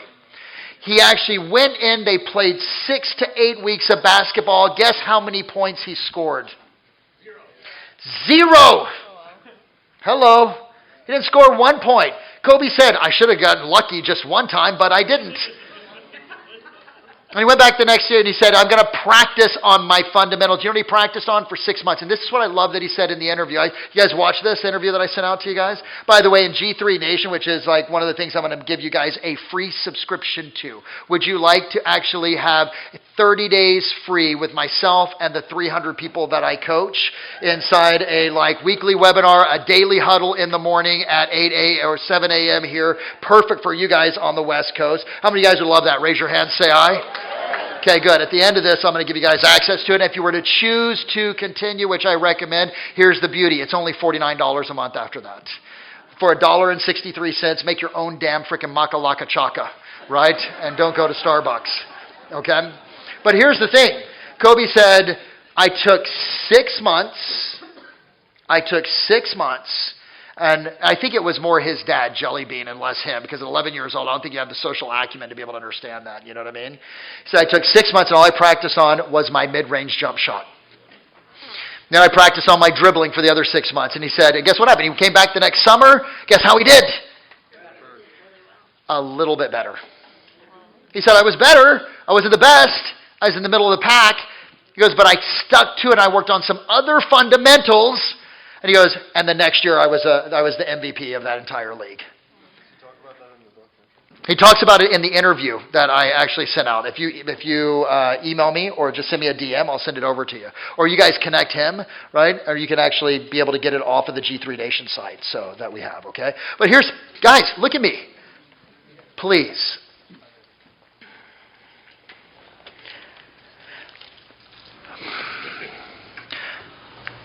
The biggest challenge that you have is this. You think it's going to be easier than it actually is, and you think it's going to happen faster than it actually does. And when it doesn't, you give up. Or you doubt the system and the process. Does that make sense, guys? The biggest thing that I learned and have learned is it always, write this down for me, please. It always takes longer. You will work more than you expect.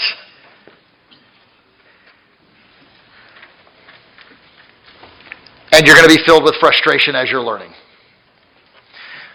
Mike Ferry taught me that a long time ago. He said, Bill, everything takes longer than you expect, and there's never going to be a thing that you've accomplished. How many of you guys ever accomplished a really big, hairy, audacious goal, and then gotten to the end and went, that was easier than I thought?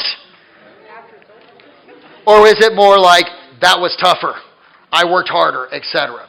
So here's pro athletes. I love Steph Curry. He's in my top 5 greatest players of all time. He's number 4 for me. Number 1 is Jordan. Number 2 is Kobe. Number 3 is Magic. Number 4 is Steph. And number 5 is Larry Bird.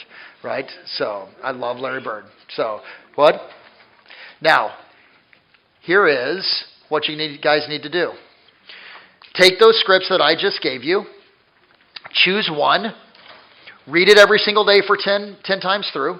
Number 2, write it 1 time a day. I call it the 6 R's. Number 3, role play it 15 to 30 minutes a day. Number 5, record it and listen to it as many times as possible, just over and over again. Because you know we got bad blood, and you think you got problems, and you know we got to solve them. Hey, yeah. How do I know that song? Some of you guys thought that I just lost my mind, right? Is he really singing Taylor Swift right now? What has happened to him? No, you know why I know that? Because my daughter, when the 1989 album came out, played that over and over and over and over and over and over and over and over and over and over and over. Oh my gosh. Just never stopped. Okay? I mean, I could probably sing the entire thing. Welcome to New York. Hey! Well, welcome to York. It's like insane. And you can do the same thing with your scripts.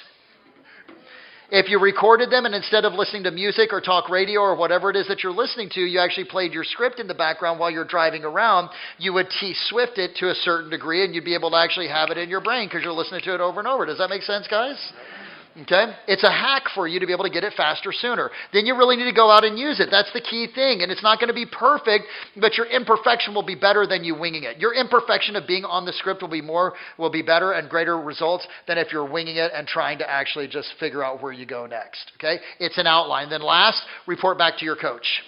That's a big one because the only way that coaching takes place is when you get into action and you go back to somebody else, coach, mentor, team lead, whatever, and say, hey, I did this and here's the results I got and what do you think? Does that make sense? What we're doing right now is training, right? I'm training you. Coaching is when you go out and use something, then turn around and get feedback after you do it and then go back out and make adjustments. Make total sense? Okay, beautiful. Awesome. Now, shake your body out a little bit. Okay, you got the skills. You got the mindset. Now we got the standards. Oh, this is my favorite part of our dialogue and our conversation. Is developing, there are 3 key standards. By the way, turn to your partner right now. Put your pen down. Put a smile on your face. Look them in the eyes. And because we got 22 minutes left, I need you to put a big smile on your face. I need you to look at them and go, baby, I'm alive, excited, and full of energy right now. And give them a little high five. Ready? 1, 2, 3. Let's get it going again. Yeah. Woo. Coach, I'm not that naturally motivated. Could you fake it for the next 21 minutes? How many of you guys could fake energy for the next 21 minutes? Raise your hand. Okay, let's get real. Let's get real with each other. Let's get real right now. Let's get real. How many of you guys ever faked anything in your entire life? Get your hands up. Let's see. Like if you have ever faked anything in your entire life, raise your hands. Guys, look around. The ladies got you beat 4-1. I'm just saying on that one. Okay. All right. Okay. Look up here. 3 key standards that you got to own. Number 1 is your standard of time. Number 2 is your standard of mind. Number 3 is the standard of the level of energy that you need to maintain. All 3 of these are non-negotiables. What's the number 1 challenge that we as real estate agents faced, honestly? Boredom? Okay. What do you think it is? Yeah, watch. Here's what real estate seems like sometimes. Does it not? I'm doing my lead follow-up right here. Okay, got my leads. Okay, now I got this deal that I'm negotiating. Oh, shit, man. Someone just gave me a referral. Right? Is that not? Yeah, and then all of a sudden someone throws something out. Oh, God, a deal's falling apart, and you fall on your face, right? It's like spinning plates, is it not, guys? And you're constantly got all this stuff. The challenge that we have, and biggest challenge in real estate, is the ability to be able to manage your time effectively and efficiently. What do all these 4 people have in common? There it is. I call it the 1440 paradigm. Write it down for me. 1,440. How many hours in a day does Elon Musk get? 1,440. How about Jeff Bezos? Which, by the way, Jeff Bezos would have been the wealthiest person on the planet had he not gotten a divorce. You guys realize that? So, sorry, Elon Musk, but Bezos still really got you beat, right? Okay, Mother Teresa. Let's take it out of money. Let's put it on the impact that we have on the world. Mother Teresa, how many minutes did she have? 1,440. How many minutes did Gandhi have? 40. How many minutes does Joe Biden have?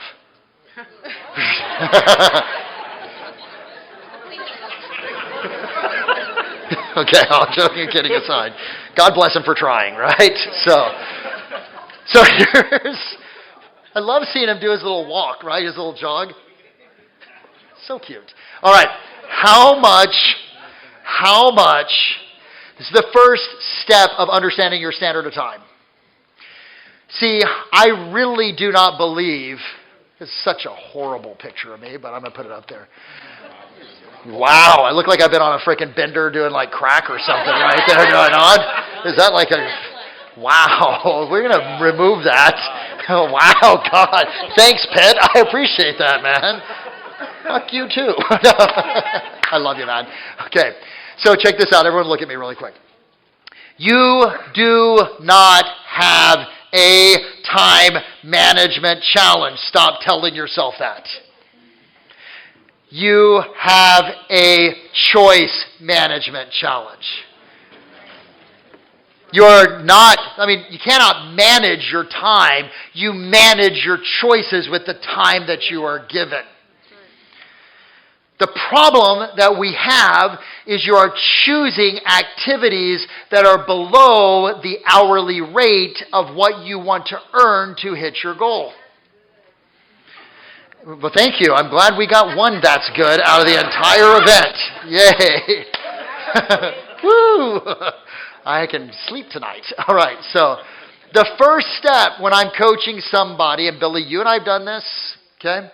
First step is you've got to identify, based upon your goal, how much your time is actually worth. And we're going to do that right now, okay? So what I want you to do is write down your goal. Write down your goal for income this year.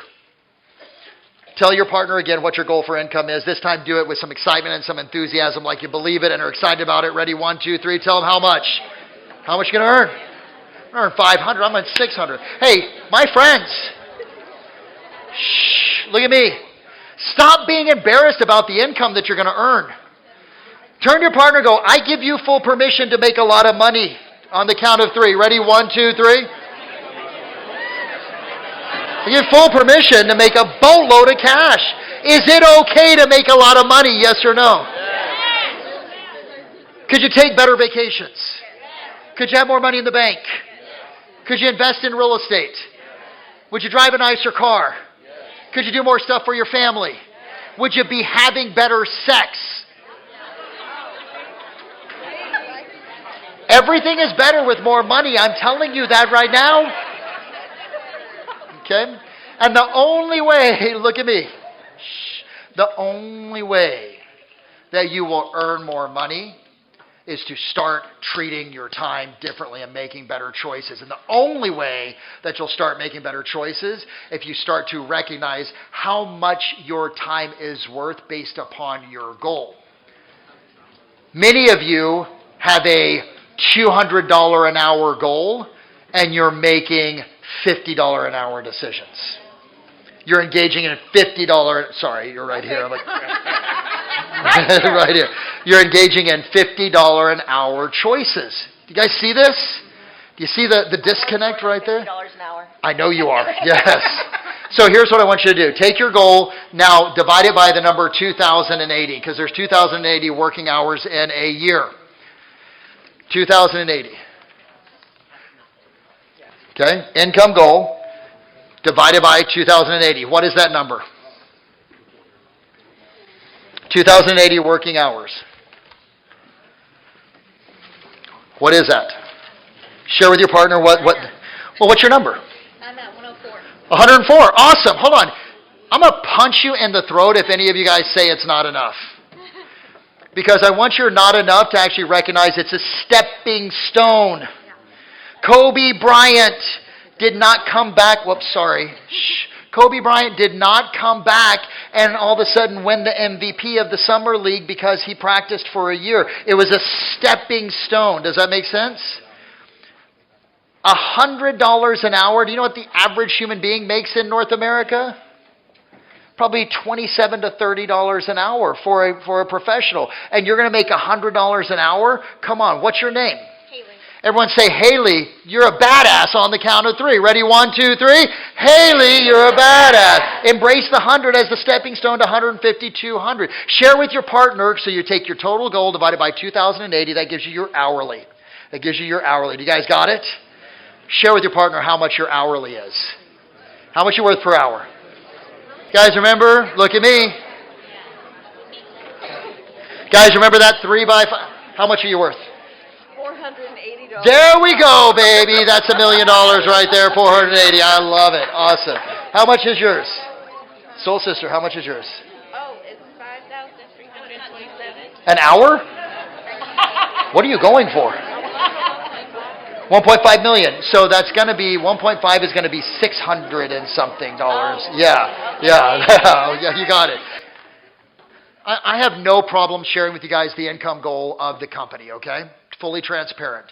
This year, our first year, we actually broke 7 figures, like well above 7 figures for our first year in the company, which is amazing. Like, that's a big deal, right? And I share that, like, that is more a testament to my team and not me, right?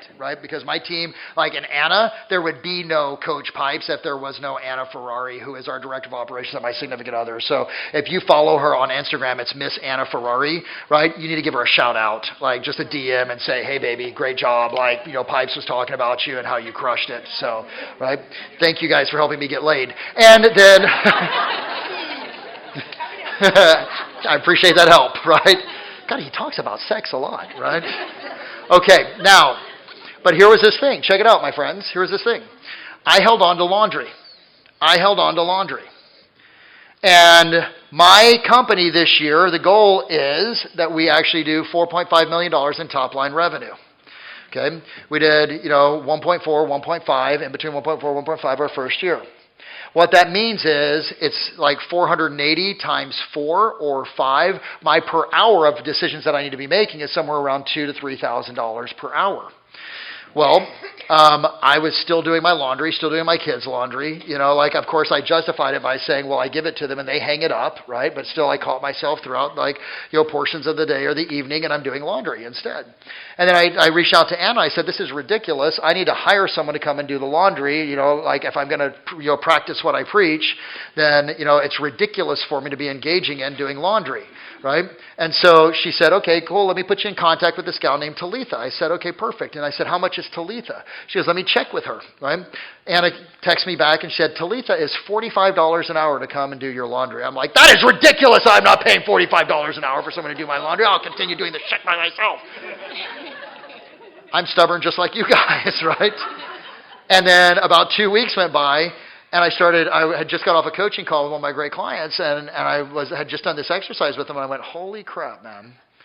Every time that I do laundry and I engage in it, I am costing myself, my company, my clients, etc., this business, over $3,000. I spend an hour a day in the evening maybe doing it, just putting it in, doing whatever, times 4 days a week is 4 times 3,000, 12,000 per week, 50,000, 60,000 per month. 800, 900,000 per year because you are so stubborn that you don't want to give up $45 damn an hour. You are a dumbass, Pipes. Guess what happens one time a week? Here comes Talitha, here comes Talitha. And my kids are trained and they know that I have their stuff and everything else, etc., right? You know, and so now, but see, I go through the same thing. You've got to make decisions that are based upon, do you see how you use this, yes or no? So now what the game is for you guys is that 3x5 card that says, what's my goal, what about it is an absolute must, and what is a sacrifice? Guess what you put on the flip side? Here's what you're worth per hour. This is what was up in my office. That's why that picture is there. I took a picture of myself, and that actually is printed up to this day in my office. A picture of me pointing at me. That picture is not me pointing at you. That picture was me reminding me last year of what it is that I was worth $480 per hour. Damn it, Pipes, start acting like it. It was in my office. It was in my mirror. It was in the gym. It was everywhere that I was to remind me to make more intelligent choices. Does that make sense, guys? Okay, now, let's go here. 5 steps. Really simple. Create your ideal daily schedule. Focus on money time. Do your most important task first. These are just some hacks for you guys. I'm going to go really quick through this. Here's the ideal schedule. Take a look at this. 4:30 to 6 o'clock. Get up. That's right. 4:30. You know, the more millionaires that I associate with, I have yet to find one that sleeps in until they are so wealthy that they can make the choice to sleep in. And even then, guess what they don't do? Sleep in. The average wake-up time for people that are earning 7 figures is 4:30 to 5 o'clock based upon my experience. Okay? And you know what? I used to have this story. I got up, I run, I worked out this morning, I did everything. I used to have the story of, I love me some afternoon workout. I like to let my steam off in the afternoon. And all that was a justification and validation for me to sleep in till 6:30 every single day. And the minute that I had a trainer that I hired, I'm climbing a mountain. I've climbed multiple mountains. Many of you guys know this. I used to have the goal to climb the 7 summits, right? I got 2 of them underneath my belt. We went to Ecuador. 2 of our team members fell in crevasses, one of which was the head guide that was on rope with me. We're single roped. He fell into a crevasse as we're going across a glacier. My good buddy Chris Snar fell into a crevasse. We all lived. Everyone survived. But at that point, I said, I am not climbing the 7 summits anymore. I am going to stay at the stateside and have fun. Anyway, I'm climbing the Grand Teton this year, right? Like, that's my goal, right? Yeah, totally. So and I'm doing it with Anna, right? Like, because the mountains are my mistress, is what she says. And I said, well, great, let's have the threesome. Bring you with the mountains and let's have some fun, you know? So, right? And so now she and I are climbing the mountain together, right? And so it's a private guide. The trainer, that point of this whole thing is the trainer that I can work out with can only work out with me at 5 a.m. So now what time am I up? I'm up at 4:30. When I first started doing it, it was tough for a couple of days. But all of a sudden I got to the afternoons and I was done and I went, holy crap, man, I've got all of this time. What I realize is if you get more done in the morning, it's less goes into the evening. You have more time for the things that matter, which are the family. You stay a little bit better in balance at that time. Does that make sense, guys? Yes or no? Okay? So, and instead you're sleeping in. So, now this right here is an actual schedule of one of my coaching clients, old coaching clients, Candace Decker. When you get the slides, be sure to take a look at this, okay, guys? When you get the slides, be sure to take a look at this. Now, here is, I'm going to leave you with this. God, you know what? I need to come back. Yeah, we need to work on, because I literally got through half of this, okay? Would you guys come back if I came back and we did the second half of this? Would you guys love that? So we'll figure it out. Like, we'll figure out sometime in April. Like, are you guys booked up through April or when? We got time. We got time. Okay, good. So, you guys, hey, get your pinkies out. Get right here, right? Say, Coach, I pinky promise we'll come back for part 2. Ready? 1, 2, 3. Coach, I pinky promise we'll come back for part 2. Let me leave you with this, and then we're going to actually wind down. Did you guys get some good stuff? Yes or no? Okay, beautiful. This is, right here, the base standard that you, no matter what, you got to do. Which is, you have to hunt every single day. Period. It is insane to me in real estate that real estate agents think that they can be in a sales career and not prospect. If you're going to be a stockbroker, do you know what your entire first year is? Do we have any people that got their Series 7, Series 5, ever been a stockbroker? What's your first year as you're getting your Series 5 and Series 7? Jillions of phone calls. Not for yourself, for the person that you're underneath that is you're gonna be on their team or whatever. Like, if you're a stockbroker, you're gonna make a lot of prospecting all day long. I have buddies that work for a company called Oldie. Oldie was based out of Detroit. 8 hours a day they were on dialing systems. Bang, bang, bang, bang, bang. Dialing and setting appointments for the lead that they were studying to get their Series 5, and then they passed their Series 5, and then they got their Series 7. But in the background, one thing didn't change. Calling. Do you ever, that is the game of sales. So, my friends, the best businesses are prospecting based and marketing enhanced. I need you to write that down. The best businesses are prospecting based. Next time I'm going to bring you a notebook, okay? Yeah. I had one if you would have asked me. The best businesses are prospecting based. Randy, you know this. We've been around this game forever. Everyone say, "What's up, Coach Bird?" on the count of 3. Ready? 1, 2, 3. What's up, Coach Bird? Randy and I have been friends for years. We coached together at Tom Ferry. I got the privilege of supporting him in his business. I've watched him grow. Honestly, Birdman is one of my favorite people on the planet. Biggest heart, and he's also got a nice big foot to kick the ass of the people as he's loving on them as well, too. So I just love you, brother. Everyone just clap it up for Coach Bird if you would, please. Okay? Best businesses, prospecting based and marketing enhanced. Don't get it flipped. There's a lot of people out there that will teach you can market your way to success, and I call bullshit on that. I'm sorry. You've got to build skills, and you've got to build the discipline of prospecting and following up every single day. How many of you guys agree with me on that? Raise your hand. Say aye. Okay? And anyone that's going to teach you that you can market either has such deep pockets, because there's no way that you can outspend a changing market. Right. Guys get that? You cannot outspend a changing market. So, everyone say this. Here's the minimum. 1 hour a day. Look at me, guys. 1 hour a day is survival. 1 hour a day of prospecting is survival. At 1 hour a day, you'll talk to 5 people a day. At 5 people a day, over 200 days over the course of the year. Why not 240? Because you're going to miss some days. You're going to get sick. You're going to take vacation. That's about 1,000 people that you're going to talk to. Based upon the numbers that I have, it's 80 to 125 conversations leads to a closing. So let's just make it nice and easy. If you make an hour a day, 5 days a week, 200 days a year, 1,000 conversations with 100 conversation per closing, you're going to sell about 10 homes. 10 homes times your average commission. Can you survive on that, guys? Yes or no? Yes. You can survive. Now we double that and we go to 2. Now, by the way, 10 in this room is probably what? $80, $90, $100,000. Does that sound about right? Now you go taxes and your expenses, you're $40,000 or $50,000. You're barely getting your freaking booty by with that. Okay? So those of you that say, "Hey, Coach, I don't really like prospecting," get the hell out of the business. Because this ain't the business for you. Right? This is a business if you really, that's why 40, or what was it? 44,813 or whatever the dollar was, the average agent. That's why they're not making the money. If you do 2 hours, right, you're talking $160,000 to $200,000 a year. You do 3 hours, you're talking $400,000 or $500,000 a year. You do $400,000 or $500,000 a year for about 3 or 4 or 5 years. You build up your database of past clients in Sphere. You start to work that effectively. Now you're getting to 7 figures. Now you have so many leads, you go, oh, I need to bring on another person. Well, guess what that person, a lot of people, how many of you guys have teams? I'm sorry, we're over, but can I keep you for 2 more minutes, guys? Yes or no, and finish up on this? Okay, how many of you guys have teams? Raise your hand.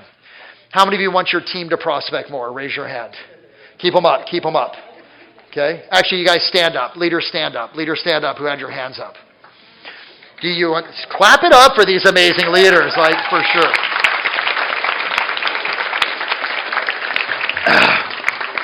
How many of you, like, want your team to prospect more? Do you know who is responsible for them not? There you go. They are following your lead. If you want your team to prospect more, get off your butt and prospect more. Get in the trenches with them. Do it every single day. Well, coach, I'm not selling anymore. Good. Prospect so you can recruit. And here's what you tell your team who isn't prospecting and show up in the office. They go, what are you doing? You're like, I'm prospecting and recruiting, looking for your replacement. Get your ass on the phone. Okay, clap it up for the leaders that are in this room. I love it. All righty, let me finish this off. If you don't want to do it, the market will for you, right, guys? Because the market will discipline those that discipline themselves. So you take me to the very last, 6 slides, pretty quick. Hold tight, because I told you I was going to give you guys the gift. Did you guys get some good stuff here today? Yeah. Okay, really quick, take a moment and write down what action are you going to take from today. What is the action you're going to take today? Well, I got to tell you guys something. I'm impressed with every single one of you. Listen to me while you're writing. Write down your actions. I'm going to talk in the background. I know you can do 2 things because many of you have been on your phone while I'm talking anyway. I'm really proud of this room because it is still full at the very end of the day, and we are actually over on time. That is a testament to your guys' commitment. It's a testament to your hard work, your drive, your grit. I really want to acknowledge you guys. Clap it up for everyone that is still in the room. You got your 2 to 3 things? Got your 2 to 3 things? Got it written down? One of the secret traits is that people choose to invest in themselves. These 7-figure earners invest in themselves. This right here, my friends, is my G3 Nation. This is what I'm going to give you guys for 30 days for free. Sound good? It's all of this. Weekly 1-hour mastermind training session with me and Top Figure. I bring 7-figure life experts in. It's every Tuesday. It's a live webinar, live training that takes place at 12 o'clock, 11 o'clock. It's at 11 o'clock, right? It's recorded. You can go back and listen to it. Every morning at 7 a.m., we do a 15 to 30-minute huddle. The huddles are role-play sessions, ideas, strategy. It's so, like, those of you that are on the huddles, you know, man, I kick you smack dab between your butts, cheeks, and get you going for the day. And also, we're working on skills and role-play and rolling out new scripts. You're the first ones to get it. We have our live event that's coming up this summer, morning prospecting. There's a private Facebook group. You get our entire 7-figure training system in Kajabi, which is other events that we've actually done. 30% discount on everything anyway. So watch this. There it is. There you go. You want to do it? Do it. If you don't, don't. It's that simple. Yeah, the time is, it's at 11 o'clock on Tuesdays, 7 a.m. on every single morning. And then the event we're working on is going to be in July in Salt Lake City. You get free access to our client-only event, right? And you're first to get the scripts, first to get everything, etc. It's going to show you $49, but it's actually going to remove that at the very end. Should you choose to continue, right, then at that point, then it's just $49 per month, guys. It's going to be going up to $99 per month, but it doesn't affect you guys who actually did it while you're here. I would love more than anything for every single one of you to be able to be in this. We are bringing in some badass mofos coming up, guys. I've got Tim Grover that's coming in, the wonderful trainer of Michael Jordan that's going to speak for an hour to us. I'm working on David Goggins for the second half of the year. Cody Sanchez as well too. Wonderful badass female leader, right? Every single month, it's me for one time, It's me interviewing a 7-figure earner. It's me bringing a 7-figure life person in, etc., or my coaches. So it's invaluable. Facebook group is going off. We're running the 1800 challenge right now, which is a mindset challenge that everyone is engaged in. So you'll see that on Instagram. It's an incredible community. Do you guys love it? Yeah. Okay. Yeah, it's life-changing, right? And I wanted to do something that was a low enough cost basis where you weren't going to be a slug and sluggette, you know what I mean? Where you had some skin in the game, but enough where everyone could do it, okay? Right? I love it. Love you guys being part of it. And more than anything, guys, listen, I've been thinking about this a lot, just with my son getting ready to graduate. How many of you guys remember when your first kid graduated? I'm like, holy shit, where did it go? Do you guys ever have, where did it go moment? And I look at Liam, and if you guys ever get a chance to see my son, he's pretty rad, right? He's shaved hair, keeps it blonde, and he dyes it. So he's got hearts in for Valentine's Day, right? He's putting in, he'll take it back to white, and then he's going to do the 4-leaf clovers for whatever. So he's just a good dude, This year he's all AP classes, and so he's really in his first year. I'm so proud of him. I know my daughter's going to pull her head out of her ass and get it figured out because he went through the same thing. You know what I mean? We all go through it, do we not, guys? We all have our seasons. But I think what I want to leave you guys with is this: we get this game one time. That's it.